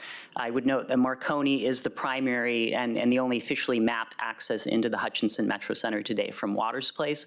There is additional access from within the Bronx Psych site that is controlled. There's also some additional access via an unmapped road just to the west of Marconi. But looking at Marconi here on the right-hand side, we have the project site, again, with the former utilities building with the smokestack and the larger building that will be redeveloped to the immediate right of that. Number three is a quick image looking from within the project site towards the west, essentially towards where the station will be and Marconi. This is also aligned with the east-west project drive, and I'll explain a little bit the layout of the development site in just a moment. And then finally, we have an image looking down Marconi towards Water Place with the project site on the left hand side, and then on the right we have the Metro Center atrium, which is today zoned R6 C42. So again, the request here today is for a letter of approval from the Commission for the general project plan and the accompanying design guidelines. These will override the zoning pursuant to Urban Development Corporation Act, the Urban Development Corporation Act, and will essentially regulate things like bulk and height and uses on the site. And I do believe you have those in your packet today. This is an illustrative site plan. The Metro North Station, you can see, is indicated at the upper portion of the screen. The project site itself is outlined in purple. We've also outlined phase one of the development, and I'll go through that in just a moment here. The important orientations here are Marconi Street, which is, again, the major access point into the Hutchinson Metro Center from the south. The project would add two drives, the east-west drive, which would align with the driveway at the Metro Center atrium, just to the west of the project site, and the north-south drive that would essentially provide connectivity from the building at the far southern extreme of the site, the Parker Building, up to the existing Hutchinson Metro Center campus just north of the site. On the left hand here, we have an axonometric diagram of the proposed development. The development is proposed to consist of about 1.8 million square feet. This would include 467,000 square feet of commercial space, 700,500 square feet of medical office space, about 100 square feet of biotech research space, 124,300 square feet of hotel space. This would be about 133 rooms, 100,000 square feet for college and trade school space, about 40,000 square feet of retail space, 2,000 square feet of community facility space, approximately 4,029 parking spaces, and 8.7 acres of open space. I would also note that the development plan, general project plan, allows for what is defined as accessory housing. This is housing that would be reserved for those working within the project or the Hutchinson Metro Center and their families. And then just quickly, here I've just highlighted those portions of the project that would be part of phase one. Phase one, the estimated build year is 2023, which aligns with the opening, the planned opening of the Metro North service at the New Morris Park Station. This would include all of the uses in this phase, as well as 7 of the 8.7 acres of green space. The second phase of the development indicated here is the remainder. This would be about 800,000 square feet. Phase one would be about 1 million square feet. I would note that this phase of the project, although it has an estimated build year of 2028, there are some transportation mitigation issues that would need to be identified to allow it to move forward, and those haven't been identified at the moment, a viable way forward on that. So the project would consist solely of phase one at this point until such a time as that was resolved. Here we just have quickly an illustrative rendering of the area. This is looking to the northwest. In the foreground, you see the project. In the background, you can see both the Metro Center atrium, and then they've also, although it has not yet been built, included the 181 units of nonprofit hospital staff dwelling units that were the subject of the previous land use action near the site. Here, just highlighted quickly those portions of the image that pertain to the project with the labels on them, those pertaining to phase one, again, about 1 million square feet, and those pertaining to phase two, about 800,000 square feet. I'll just step through quickly the different components of the development. There are some redeveloped buildings that would be included. The first is the Thompson Building. This is a very large 15-story structure. It's very visible from many parts of the East Bronx. This would be renovated. There would be small additions towards the base. This would be for college, trade school, and hotel uses. The total square footage of the final development would be about 270,000 square feet. The second redeveloped building is the Parker Building. This would also be renovation and addition, indicated in blue in the image on the right, roughly those portions of the H, the building shaped like an H today, that would be partially filled in to add additional square footage. Uses here would be office, community facility, biotech, research, and retail uses. Building is 6 stories, about 480,000 square feet all told with the additions. And the third building that would be maintained as part of the project is the utilities building. This is a smaller building that would be used as accessory amenity space for staff in the development. It's a 20-story building, or 20-foot building, 1 story, about 8,100 square feet.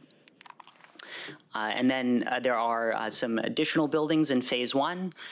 Buildings 3 and 4 would be added. These would include office, community facility, retail, and accessory housing as defined in the general project plan, would range from 150 to 231 feet, 8 to 14 stories in this case, about 232,000 square feet.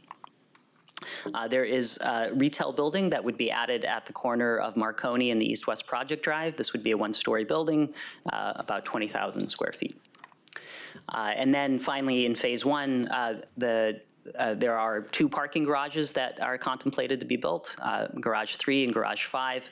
These would range from 3 to 6 stories and would provide a total of about 1,500 parking spaces, in addition to the, I believe, about 1,000 spaces of surface parking in this area. And then phase 2, just quickly, there would be 2 buildings that would be attached to 2 buildings that would be built as part of phase 1. These would also include office, community facility, retail, and accessory housing space. Would range from 14 to 16 stories and would total about 450,000 square feet. And then finally, we have buildings 6 and parking garage 2, similar uses, office, community facility, retail, and parking, about 245 feet for building 6, 15 stories, and an additional 748 some parking spaces in this case. And then there is also some open space contemplated as part of the development. I would note that there are today on site 4 existing baseball fields. All 4 of the fields would be removed as part of the redevelopment. 2 new baseball diamonds would be built. One of them would be regulation size for adult play, and then one would be Little League regulation size. There would also be a sculpture park built as part of the development, as well as some pathways, including a connection to the existing bike path along the Hutchinson River Parkway. So again, we have here an illustrative rendering of the site with some of the streets called out for context.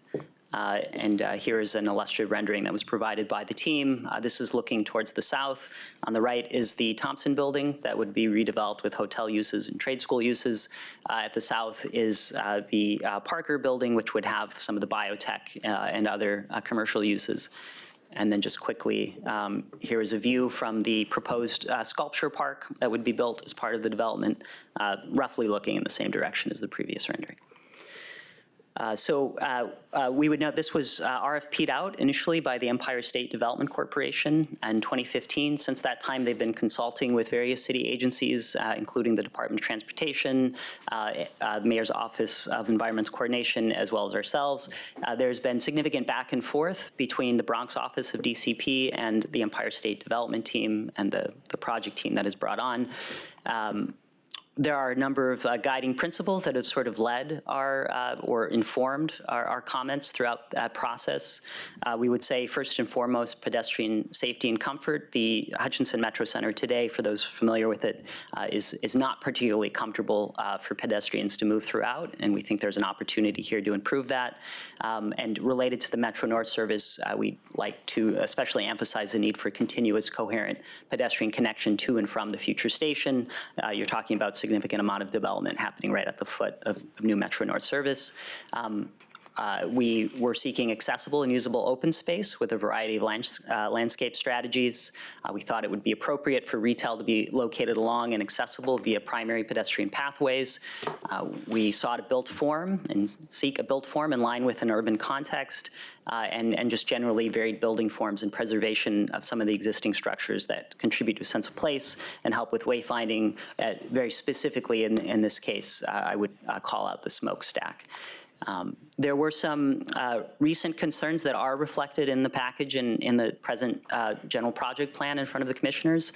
I would just like to note some of the more recent changes that were made that we appreciated. Previously, the corner of Marconi and the East-West Project Drive did not have all 4 of the crosswalks. We pushed together with DOT to ensure that all of these would be included. Again, the primary access for pedestrians coming to and from Metro North service will be along the south end, so we felt that was particularly important. There was previously a slip road turning right from Marconi onto the East-West Project Drive. We felt like this created an issue for pedestrian safety and likely would increase pedestrian vehicular conflicts at that corner. The project team eventually agreed and removed that slip drive. In blue, we sort of ham-handedly here have indicated where the sidewalk will be filled in. Again, I apologize if that's difficult to read. There were a couple of other minor points. Removal of a curb cut just to the south or just next to the utilities building. That has been removed. That was another moment at which we thought for those walking up and down Marconi that would create some potential additional and unnecessary conflicts. And then a minor point, but an important one, there were a number of parking garages within the development site that we requested they move the access to get them a little bit further away from the major pedestrian flows. In your packet, there are some changes that are not yet reflected, but you should have a memo from Alison Beha of the Empire State Development Corporation outlining some of those changes. I'll just step through some of the highlights. So these are agreed changes that, again, aren't yet reflected in the documents you have before you. The first one is the alignment of the north-south pedestrian bicycle access through the site. Previously, the project had essentially cyclists and pedestrians as they got close to the sculpture park would have to jog and then move over onto another path. We thought this was unnecessary, made sense to have a continuous pathway through the site. The second item is for the one-story retail building that would be added at the corner of the East-West Project Drive in Marconi. Previously, the plans were for access sort of via this internal drive. We requested that the development team include access off of the important East-West access, and if possible, off of the edge with Marconi as a sort of a complement to what could be a healthier retail corridor for those walking to and from the service. They agreed that they can at least add it to the south side. They're working on understanding if they can add it to the west side as well. 3, the sculpture park in the renderings you may notice is located to the east of the north-south Project Drive. We had requested that this be moved to the west to make it a more usable space, not only because pedestrians would be more likely to interact with it, but also because it brings it a little closer to the development on the site, and so therefore it could be potentially more useful to workers and visitors on the site. And then finally, the smokestack, we had requested in the past that this be saved. There were some design changes previously. They felt they were going to have to remove it. It is indeed a very helpful wayfinding element when you're at the site. So the project team has said that they can now keep this, and so they'll keep it as part of the site, and we'd like to express our appreciation for that. We do, however, have some outstanding concerns with the design. I believe you have a draft letter in the name of the commission. We can go through timing in just a moment, but lays out some of these concerns. Principally, or not principally, but first on here we have the quantity and location of the parking shown, and then a little more specifically the planned phasing of parking garage 3. Parking garage 3 in the image on the right would occupy this space. The development team has indicated that they would not build that garage until such time that it proved necessary. They're going to, or their current plan is to use it for surface parking. We've requested that they maybe do something more active or maybe use it for temporary open space in the interim. The long-term plan with the construction of the parking garage would not include any ground floor retail, and we've also requested that the development team consider the possibility of including retail both on the north side, with access on the north side to sort of enliven a little bit more the east-west passage, and also we think this could be a nice complement to the relocated sculpture park. And then sort of an important point, it's not marked on here, but the Metro North service, again, will be just at the top of the screen. That site is obviously not the subject of this application. The project drive as it exists today, we think is problematic for pedestrian passage. It really functions as a very active driveway, and we'd like to encourage the development team, which includes, it has common ownership across this site and that site, to really push for a better pedestrian condition across the way. And then just a final comment, and we can revisit on the last slide the illustrative renderings, but although we appreciate and understand the development team's desire to have a sort of coherent image for the Hutchinson Metro Center and their structures, we just point to homogeneity on a level of the built environment. We think that varying the materials and the look of some of the buildings might also help with wayfinding on the site, and so we'd like to encourage them to consider perhaps varying that a little bit. The timeline, just quickly, the general project plan was presented to the Empire State Development Corporation Board on August 15th. It was advertised on August 16th, which set off the 60-day public comment period. Comments are due by October 16th, and this would include the letter from the commission. And then just a little further out, on January 2020, the ESD board will finally affirm the general project plan and adopt the secret findings for the site. So I'll just end on the site plan and the illustrative rendering of the site and open up to questions. So has there been a developer selected? Yes, I apologize. The development team selected in this case is Simone Properties, and I believe they were selected in 2015. Okay, all right. They're the ones who did the first phase as well. That's right. Could I ask a tangential question, since it was included in the presentation? Yeah. What takes place at the Public Safety Answering Center? The Public Safety Answering Center is the second of two essentially 911 centers in the city. I believe the other one is at the Metro Tech Center in Brooklyn. This is very highly safeguarded. There's a giant blast berm, for instance, around the structure.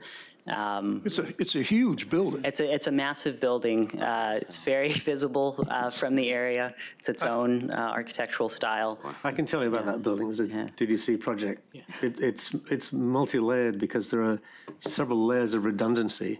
It's got 26-inch thick concrete exterior walls. It's like 1,000% blast proof. It's got redundant mechanical. It's got days of battery backup. It's during my hiatus or something. The site selection for it. And it's the backup, as he says, to the one in Metrotech, and it's combined call taking where the police and fire take calls together, and they sit remarkably enough, they sit in the same room and play nicely together. You know, I mean, watching it go up, you know, it was like, you know, what is this? You know? I mean, it was what landed from Mars. Yeah, it was really. Commissioner Marin. So I'll leave the PSAC Center alone, because it is really striking, and you can see it from Pelham Parkway on the other side, it's just really, it's a monolithic building that just like plopped in the corner there. But, so for years now, we've been hearing that these plans were coming, and I happen to agree that, first off, in terms of the design of the built environment, yes, they're beginning to look the same. Every building, you look at that building in Metro Center is the same building. I am really concerned about the traffic flow in terms of, I mean, right now, it's a nightmare. And getting in and out of that center is very difficult, extremely difficult. And I know for years, the community has been discussing with the state the opportunities of creating on and off ramps from the Hutchinson River Parkway directly into the Hutchinson Metro Center. If you go to slide 31 for a second, and then we'll shift back to 37. Sure. You actually show the east-west connection and this beautiful street that doesn't exist right now. That's right. Between the Hutchinson River Parkway and the Metro Center itself. So is that, because that road now is where the pedestrian path and bicycle path are. So is it the intention that someday this road will get built and the bicycle path and the pedestrian path will be moved further into the site? What's the idea there? I can tell you that the primary mitigation effort that was identified by the team was that connection. But at this time, there's no funding for that. There's no commitment to build it. And so the development team here is showing it in their renderings. Yeah, you are right. That is and I believe that's a bit of it almost looks like the hutch is immediately connected. Well, I thought about that at the beginning, but then when I studied a little bit further, I could see the stanchions to the signs of the highway, so I realized that the highway was pulled out and this new street has been created. And I must say that lack of that street, there's going to be major congestion in that community. And it's going to be more of a problem for folks working there as well as folks visiting to go to the doctor there. I myself am one that goes to the doctor there. It's hideous to get into that center. So I'm really concerned about the traffic flow and how that's going to happen and whether or not other modes of, I guess, transportation, especially for cars, are going to be built. What's contemplated for there at all, if anything? I mean, right now you're showing it as illustrative, but there's really no idea. So I would really encourage conversations with the state to see what they're thinking about there.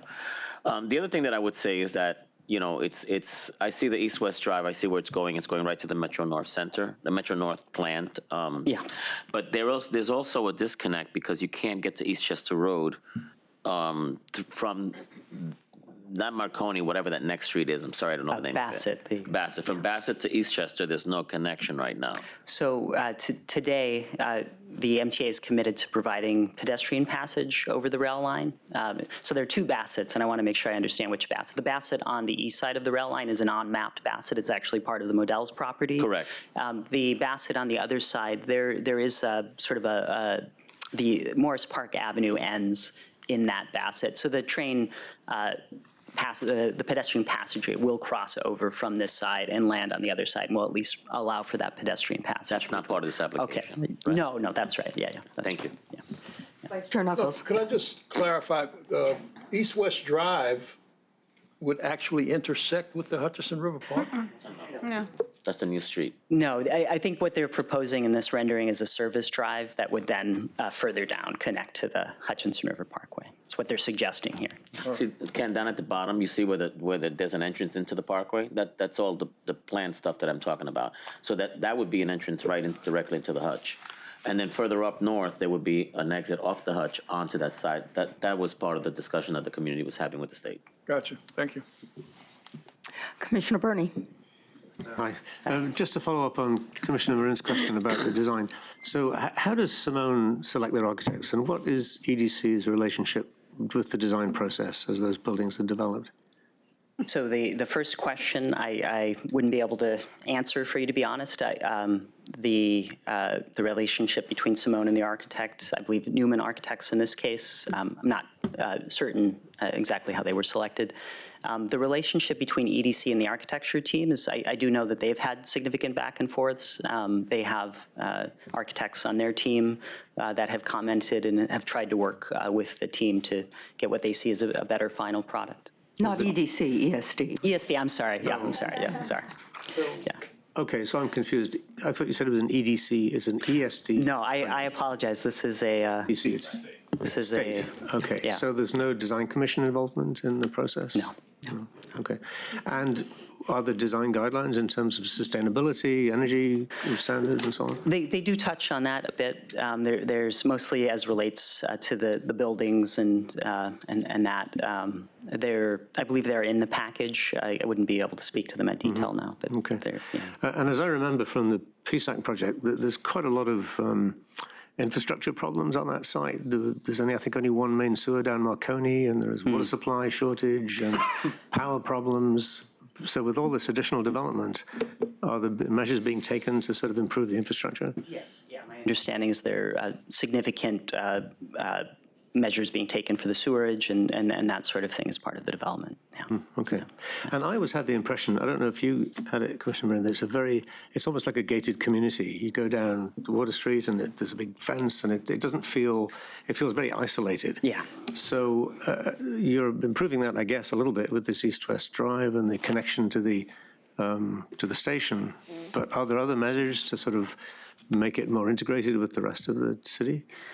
Yeah. So I think it's worth mentioning here as part of the Bronx Metro North Station Area Study, and I apologize again for constantly mixing up ESD and EDC. Okay. I do this constantly. We are partners.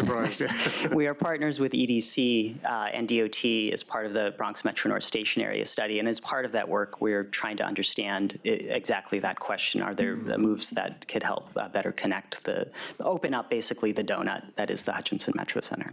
Okay, thank you. Yeah. Commissioner Delos. I've got one question and then one recommendation, I think, to the letter that you have in front of us. So, sure. Especially since this has been around so long, are you aware of, or perhaps other commissioners are aware of, the interaction with the community that helped inform the RFP and then subsequent follow-up since then? I am not myself familiar with that original RFP. Okay. There was integration with the community. There was some discussion. The biggest contention was the 2 ball fields because there were like 8 of them, and they're squeezing them down to 2 now. So that was a big point of negotiation. There have been other discussions. I wasn't privy to all of them, but those were the major ones. Okay. Just, sorry, on the baseball fields, I believe the fields that are lined along Marconi, those will remain. But you're right, there will be 2 fewer baseball fields. Yeah. And then just in terms of the letter, I see here in terms of key points that you're hoping that they could make changes, and, number one being related to housing. I'm wondering with regard to that, if we could consider adding language about including affordable housing uses consistent with the city's MIH policy. That would be helpful. Yeah. Other comments? We're in the not odd for GPP, but in the not frequent situation where our comments are advisory.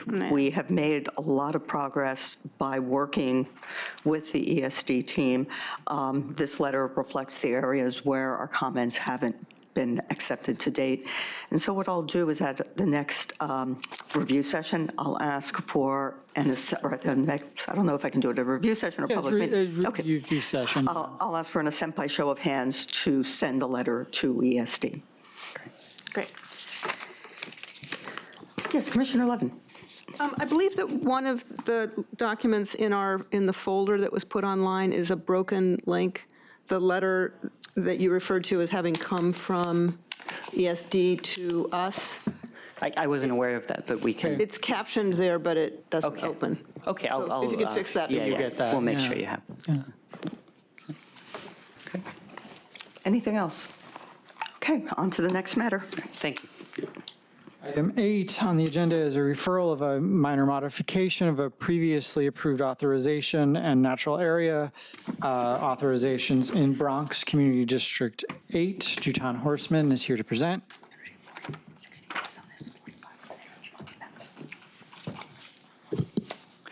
Good afternoon, Commission. So I'll be presenting the Delafield Estates minor modification. The applicant, AYY26, as well as the Delafield Estates Homeowners Association, is proposing at 680 West 246th Street a minor modification to a previously approved large-scale residential plan, as well as several natural area approvals in order to make the development work. The site is located in Community District 8 in the Northwest Bronx. It is located within the R12 zoning district, but it's also within the Special Natural Area District. The original area, project site, which is highlighted in red, is a 10.5 acre site, and 14 of the 33 original units that were proposed have been built, as you can see here, where those locations are identified. And I'll show you more in a minute. The uses in the area are predominantly single family to the north and west, where it's R1 zoning. To the south and east, where it's R4, the area has a lot more mid-density or larger residential buildings.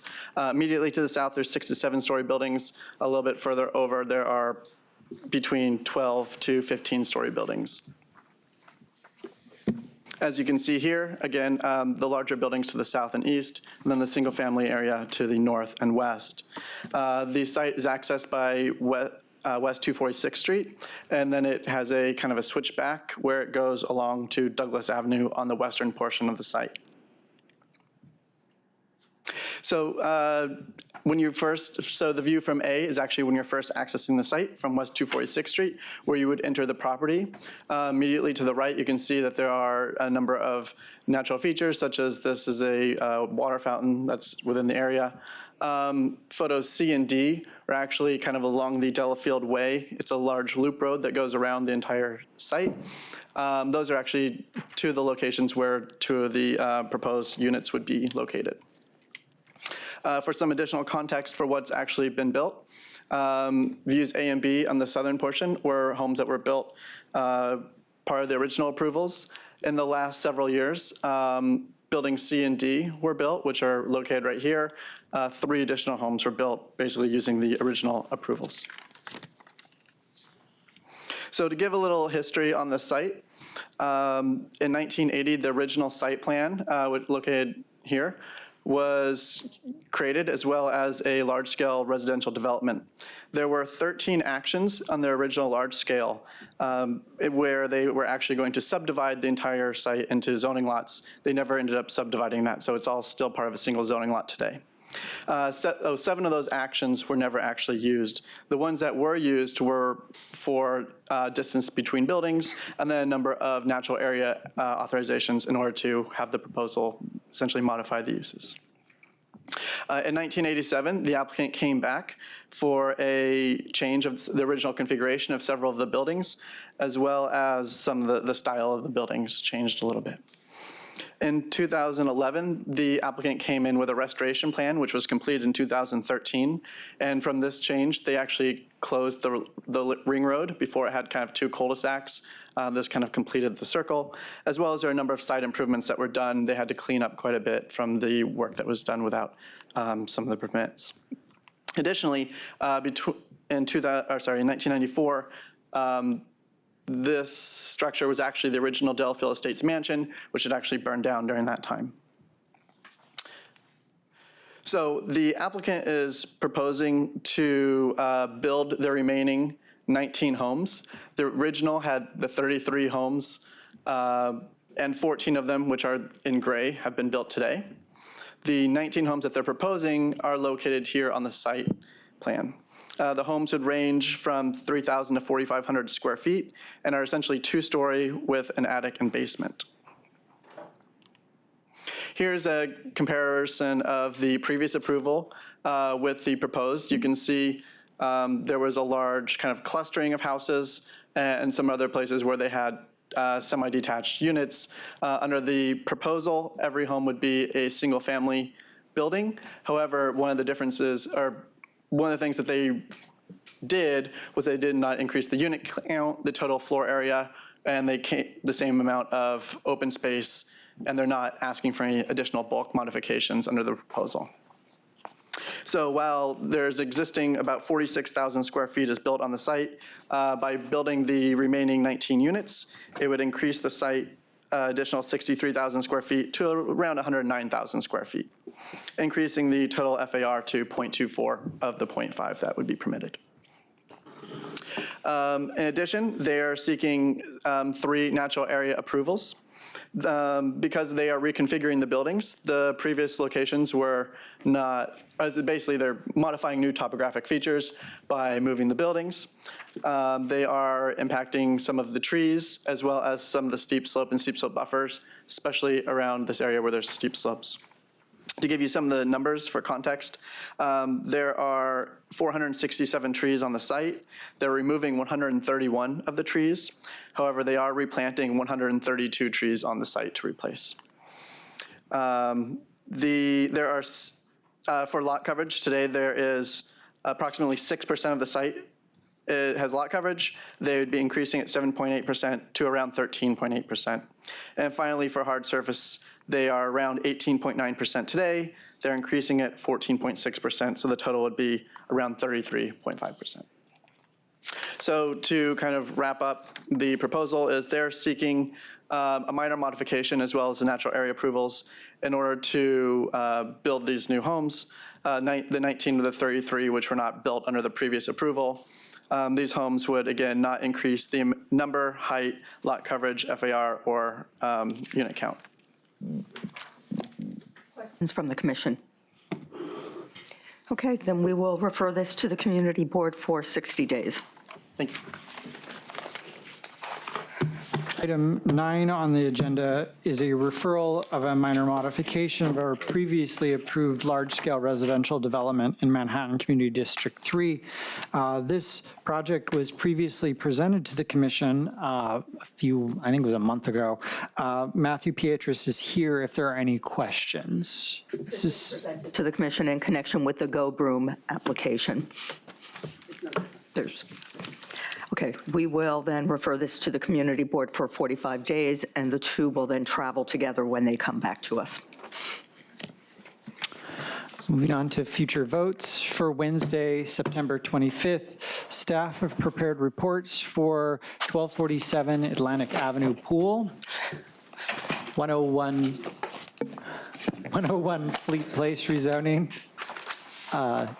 25 Central Park West, 419 Broadway, the Northern Manhattan Equities 3 project, Plaza 48,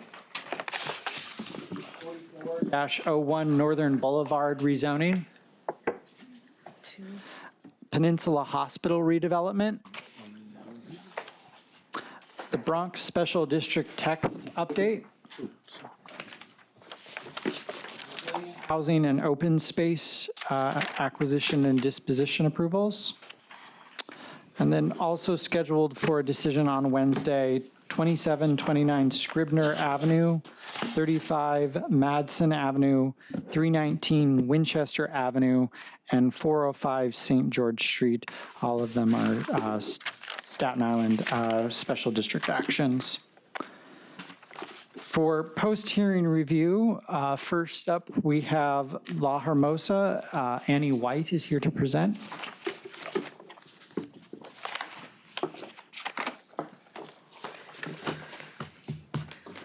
Good afternoon, commissioners. I am back for the second post-hearing review for an application by La Hermosa Christian Church for 4 separate actions, approval which would facilitate the construction of a new mixed-use development in Manhattan Community District 10. I'm sure you all are familiar at this time, but the applicant, the La Hermosa Christian Church, is the owner of a property at 5 West 110th Street, and they are seeking 4 zoning actions: a zoning and map amendment, a zoning text amendment to map an MIH area, and 2 zoning special permits to waive certain bulk and parking requirements. And then just also an additional note on the timing, just so everyone is aware that we do have a scheduled vote date of October 15th, which is different than how it was previously noted. So I'm here to specifically address the concerns that were raised both at the public hearing and at the post-hearing review and even back at certification regarding the building design. So this includes just the overall massing concerns. The previous proposal had a lack of bulk over the La Hermosa Church portion.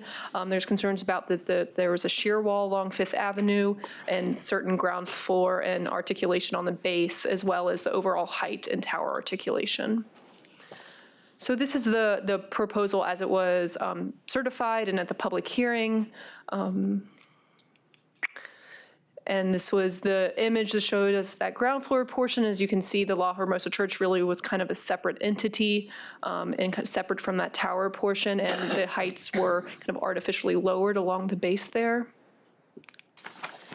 And as a reminder, the height, which was 398 without the bulkhead, was in relation to the Sendero Verde project. At the first post-hearing review, they did do a more modest modification of that proposal, which the tower was shortened and some bulk was moved to that Fifth Avenue base. So just that image show kind of summarizing those modifications from that first round. But we heard from the commission that that didn't quite go far enough to address some of the concerns that were raised. And between this point and now, the applicant team took a more comprehensive look at the building design and have come back with kind of a more aggressive approach to addressing the concerns. This is just one more image showing how that the bulk along Fifth Avenue was changed the last round. So this is an image showing their most current modified proposal, and this is just an overall to show you the rendering there, and I'll go through all of the changes. So to compare the current modified proposal to that certified proposal, it has reduced approximately 60 feet and around, I apologize, that's a typo. The certified proposal was 33 stories, it's now 29 stories. The overall zoning square footage on the zoning lot remains the same, and 14,000 square feet will be left on the Bethel site. As you can see down at the Bethel Church site, which is that portion just to the west of La Hermosa, they've kind of ghosted in how that site could be enlarged, and that envelope has been expanded to a 70-foot enlargement. And all of these modifications were designed in a way in which they are within the previous scope of the special permit. So they are moving in a direction closer to an as-of-right bulk envelope, but they are still seeking some of the special permit waivers. This is just an image showing kind of how that envelope has shifted from the certified massing. And again, that elevation showing it in comparison, it's brought down to the 339-foot height in relation to Schaumburg Towers. I also just want to note there is that articulation of that Fifth Avenue street frontage, which there'll be more images of that, but kind of that setback up at the top of the tower almost directly relates to the height of the Schaumburg Towers. So just going back, this was the certified proposal, looking from that Frawley Circle view. This is the current massing with the ghosted in of the previous bulk there. And also highlight the specific modifications that were made. So kind of most substantially, bulk has been relocated to be above the community facility use or the La Hermosa Church use at the base. So 3 floors of residential are now above the community facility base, and the building now reaches that as of right maximum base height of 85 feet along 110th Street. There's also, you might have noticed the addition of the kind of trellis, which is just an architectural articulation to kind of further that presence on the street front there, while keeping with the as-of-right base height. There's also further articulation around the corner and where that base massing meets the Fifth Avenue frontage. There'll be a more zoomed-in version of this, but I wanted to kind of highlight that the stepping down articulation there. And then there's been, the setback that we saw previously at the top of the tower, the setback along Fifth Avenue, and also the whole tower has now been sculpted. It's a little bit hard to see from this view. Perhaps the other rendering showed it better, but that is now a curved frontage that responds to the kind of sculpted nature of the tower at the circle itself. So, moving in a direction to be further as of right, they are still seeking some of the special permits, but the proposal now complies with the tower on a base requirement to put 55% of the floor area below a height of 150 feet, and it also complies with the maximum permitted floor area floor plate of 40%. The remaining waivers that they will be seeking are tower coverage for that top of the tower, which is that the tower coverage is less than 30% of the zoning lot, and that's just to get them that tower top articulation there. And then also for the lower base heights at Fifth Avenue at the corner. So that's allowing the base height to be lower, which allows for that stepping down and that sculpting at the Fifth Avenue corner. There's also a future rendering will show this better, but there's a portion of that street wall along Fifth that's recessed. I think that's. This is a view, this is actually the previous proposal, the certified proposal along West 110th Street. You can see it's kind of large presence there, the tower. This is its current proposal, and this is with its ghosted. You can see that enlarged portion of the base at 110th has a stronger street presence, and that overall tower height comes down, making it more contextual to the Schaumburg towers across Fifth Avenue. And here's the rendering that better illustrates that Fifth Avenue frontage and the portion that it requires the setback waiver, the recessed waiver at the circle there. And I will end for questions with their nighttime rendering of this portion. Thank you. Commissioner Burney. I'm curious to know, what if you were to draw a section from 110th to 111th through the base, what would that look like? Because you've now got an 85-foot tall building, so what happens to the first 10 floors of the tower? So maybe the bird's eye will show it. So because it is going to be residential, it's a bit hard to see, but there is now kind of an interior courtyard here that allows for this portion of the tower and this portion of the base to have residential, to lighten air, to get into the residential units. The applicant does note that this, the connection between where that base portion kind of inserts itself in the tower does create some inefficiencies in the floor plan. Right now, the 3 floors that are doing that, it's being used as kind of not residential floor area, but other supplemental storage or what have you space. So there's kind of a gap between the tower and the... Not so much a gap, I think, is just the layout, it had to be modified to allow for a new corridor to come out for this residential portion. So that was, that's the reasoning behind the previous, the previous bulk was that it was much more efficient to have just that tower have a sheer rise up, but they also acknowledge that it is a better urban condition to have the, the extension up to the base height here. I'd love to see a floor plan of the 6th floor, say. Just be curious to see how that's going to work. And the other question that we've kicked around a lot is, there's still, as yet, no developer, right? Correct. So we don't have any reason to believe that the same architect will prevail with the new developer? And what are the, if this goes in approved as is now, what value does that have in the future process? Sure. So they did, there is an agreement with the architect that they would continue to be the architect, and there would need to be, once a developer is brought on, there would be a termination fee, there would be a consequence for going with a different architect. Because they're speaking these special permits, we will have approved drawings, and we've made it very clear that because the bulk has been such a concern, the bulk of the building will be tightly wrapped, as we say, with those certification drawings. So we'll be sure that there's a little bit of flexibility just because as design develops, things might need to push and pull a little bit, but the drawings will be quite specific as to if this bulk as we see it today is approved, then those drawings would kind of keep them to that bulk, and they would have to come back to the commission for any modifications. I'll note that unlike a rezoning where it then becomes as of right because of the special permit, we have control over the massing of the building. There are times when we have had proposals with special permits that have a fair bit of latitude. Commissioners who were here for the Bronx Point project will recall that. In this instance, because of the concerns that have been raised by the commission and that the department shares, this special permit will be a form-fitting sweater rather than having a lot of flexibility. Not in Lycra. A structured jacket. Vice Chair Knuckles.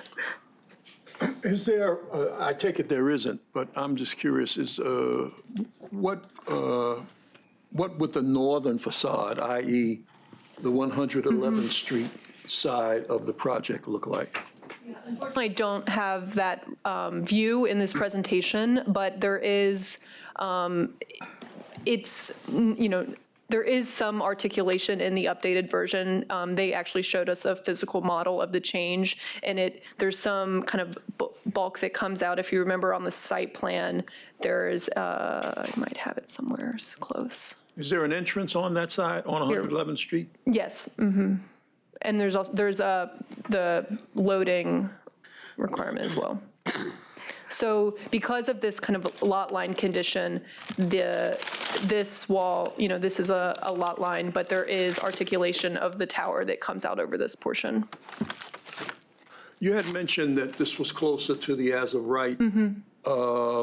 What is actually the difference in height between what as of right would permit and what's being proposed?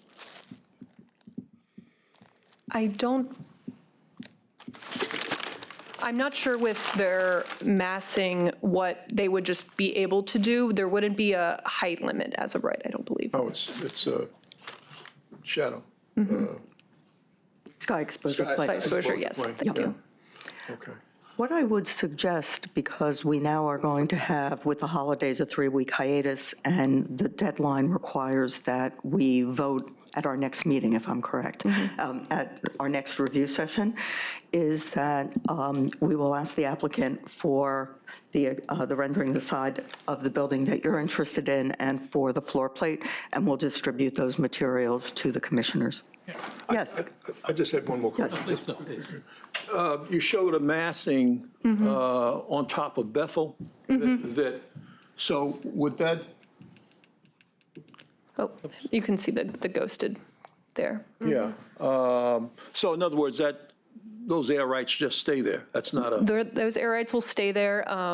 It's because it's all part of the zoning lot. It'll be included on the approved drawings, but it would allow Bethel to redevelop or expand up to the height noted there. And we thought that keeping those air rights on top of Bethel made for a better transition to the rest of 110th Street off of the circle. Understood. Yes, Commissioner Edie. I just want, excuse me, to commend the chair and the staff. I think this is a far better building than what we originally saw, and I'm sure that with your continued work, it will even improve more, but thank you. No, I appreciate that. We worked very closely, the Manhattan office, and particularly our urban designers working with the applicant team. It is now at a point where the department feels that this will be a positive addition, which certainly was not our view with the application that came in. Other questions? Thank you. Okay, thank you. Okay, the next post-hearing follow-up is the 515 Blake Avenue. Alexandra Patti-Diaz is here.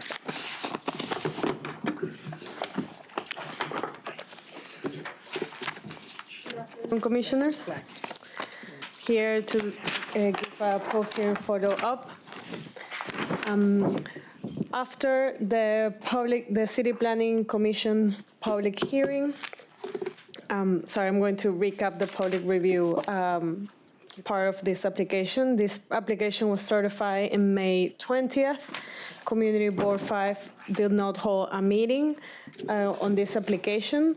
The Brooklyn Borough President held a meeting on July the 2nd and approved the application with conditions that were received after the city planning public hearing, which was held on September 11, 2019.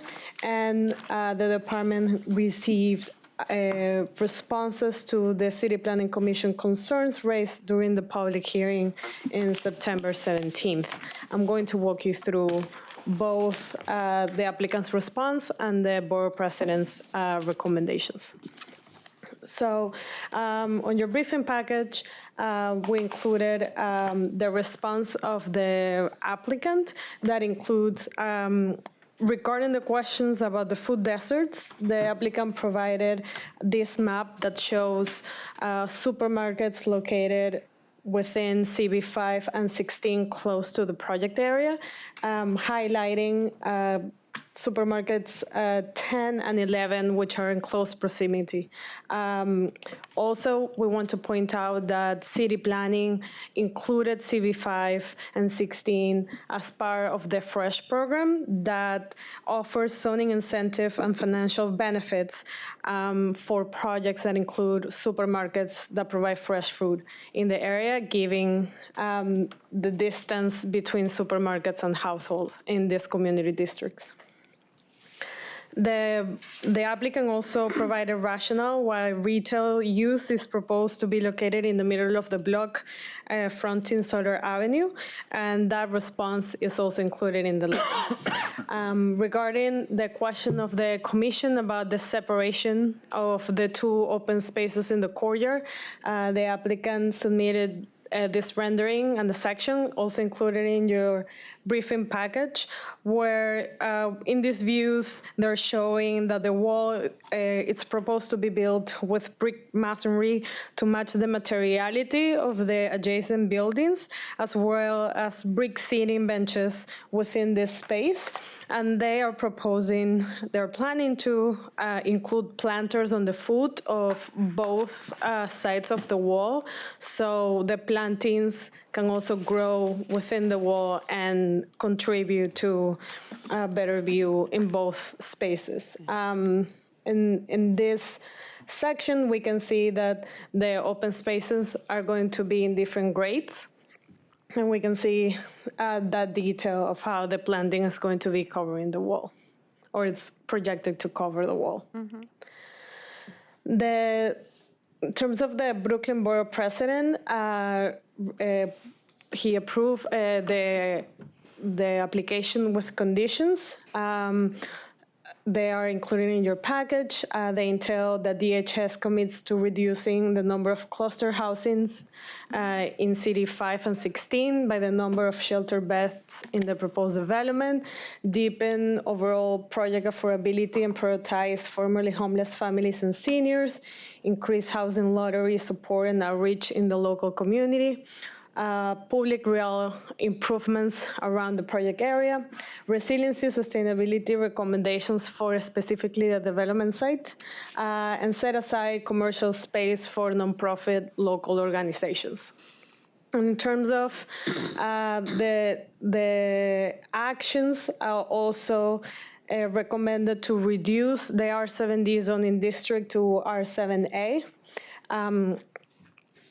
The department believes that the proposed R7D is appropriate for this project area, and HPD and the applicant team has stated that any reduction in the proposed densities will be detrimental for them to deliver the program as it is proposed.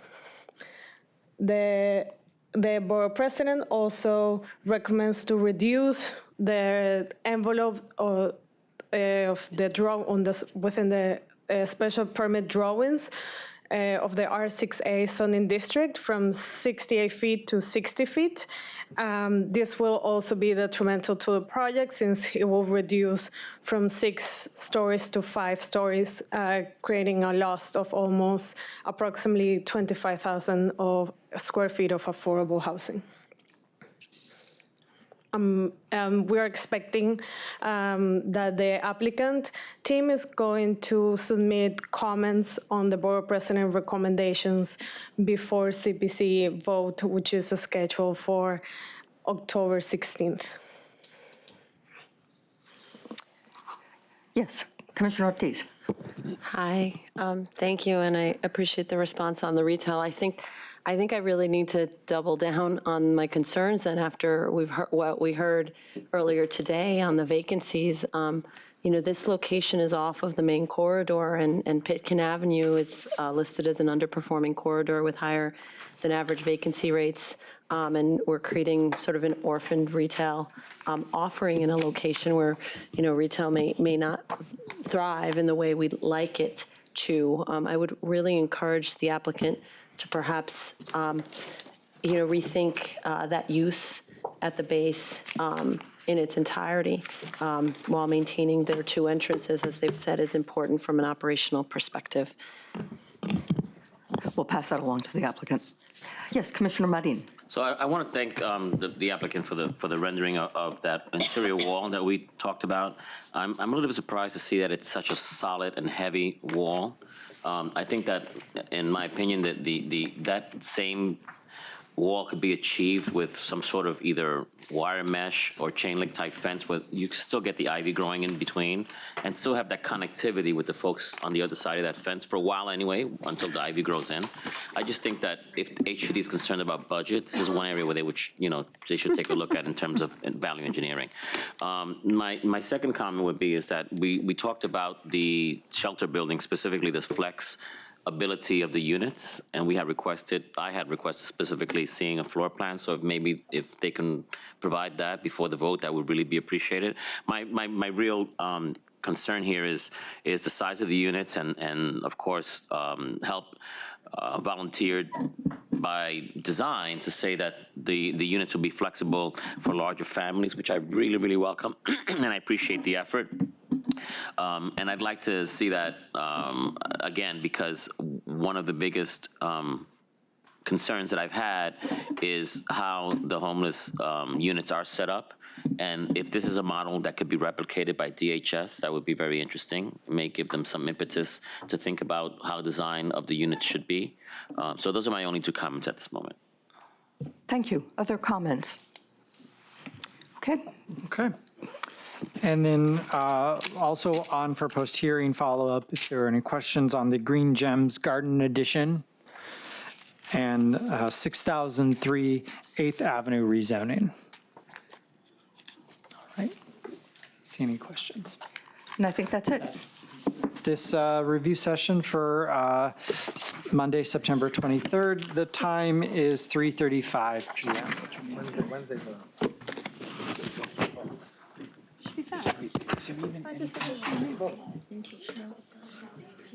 There's no pre-hearings. Right. I mean, there were no pre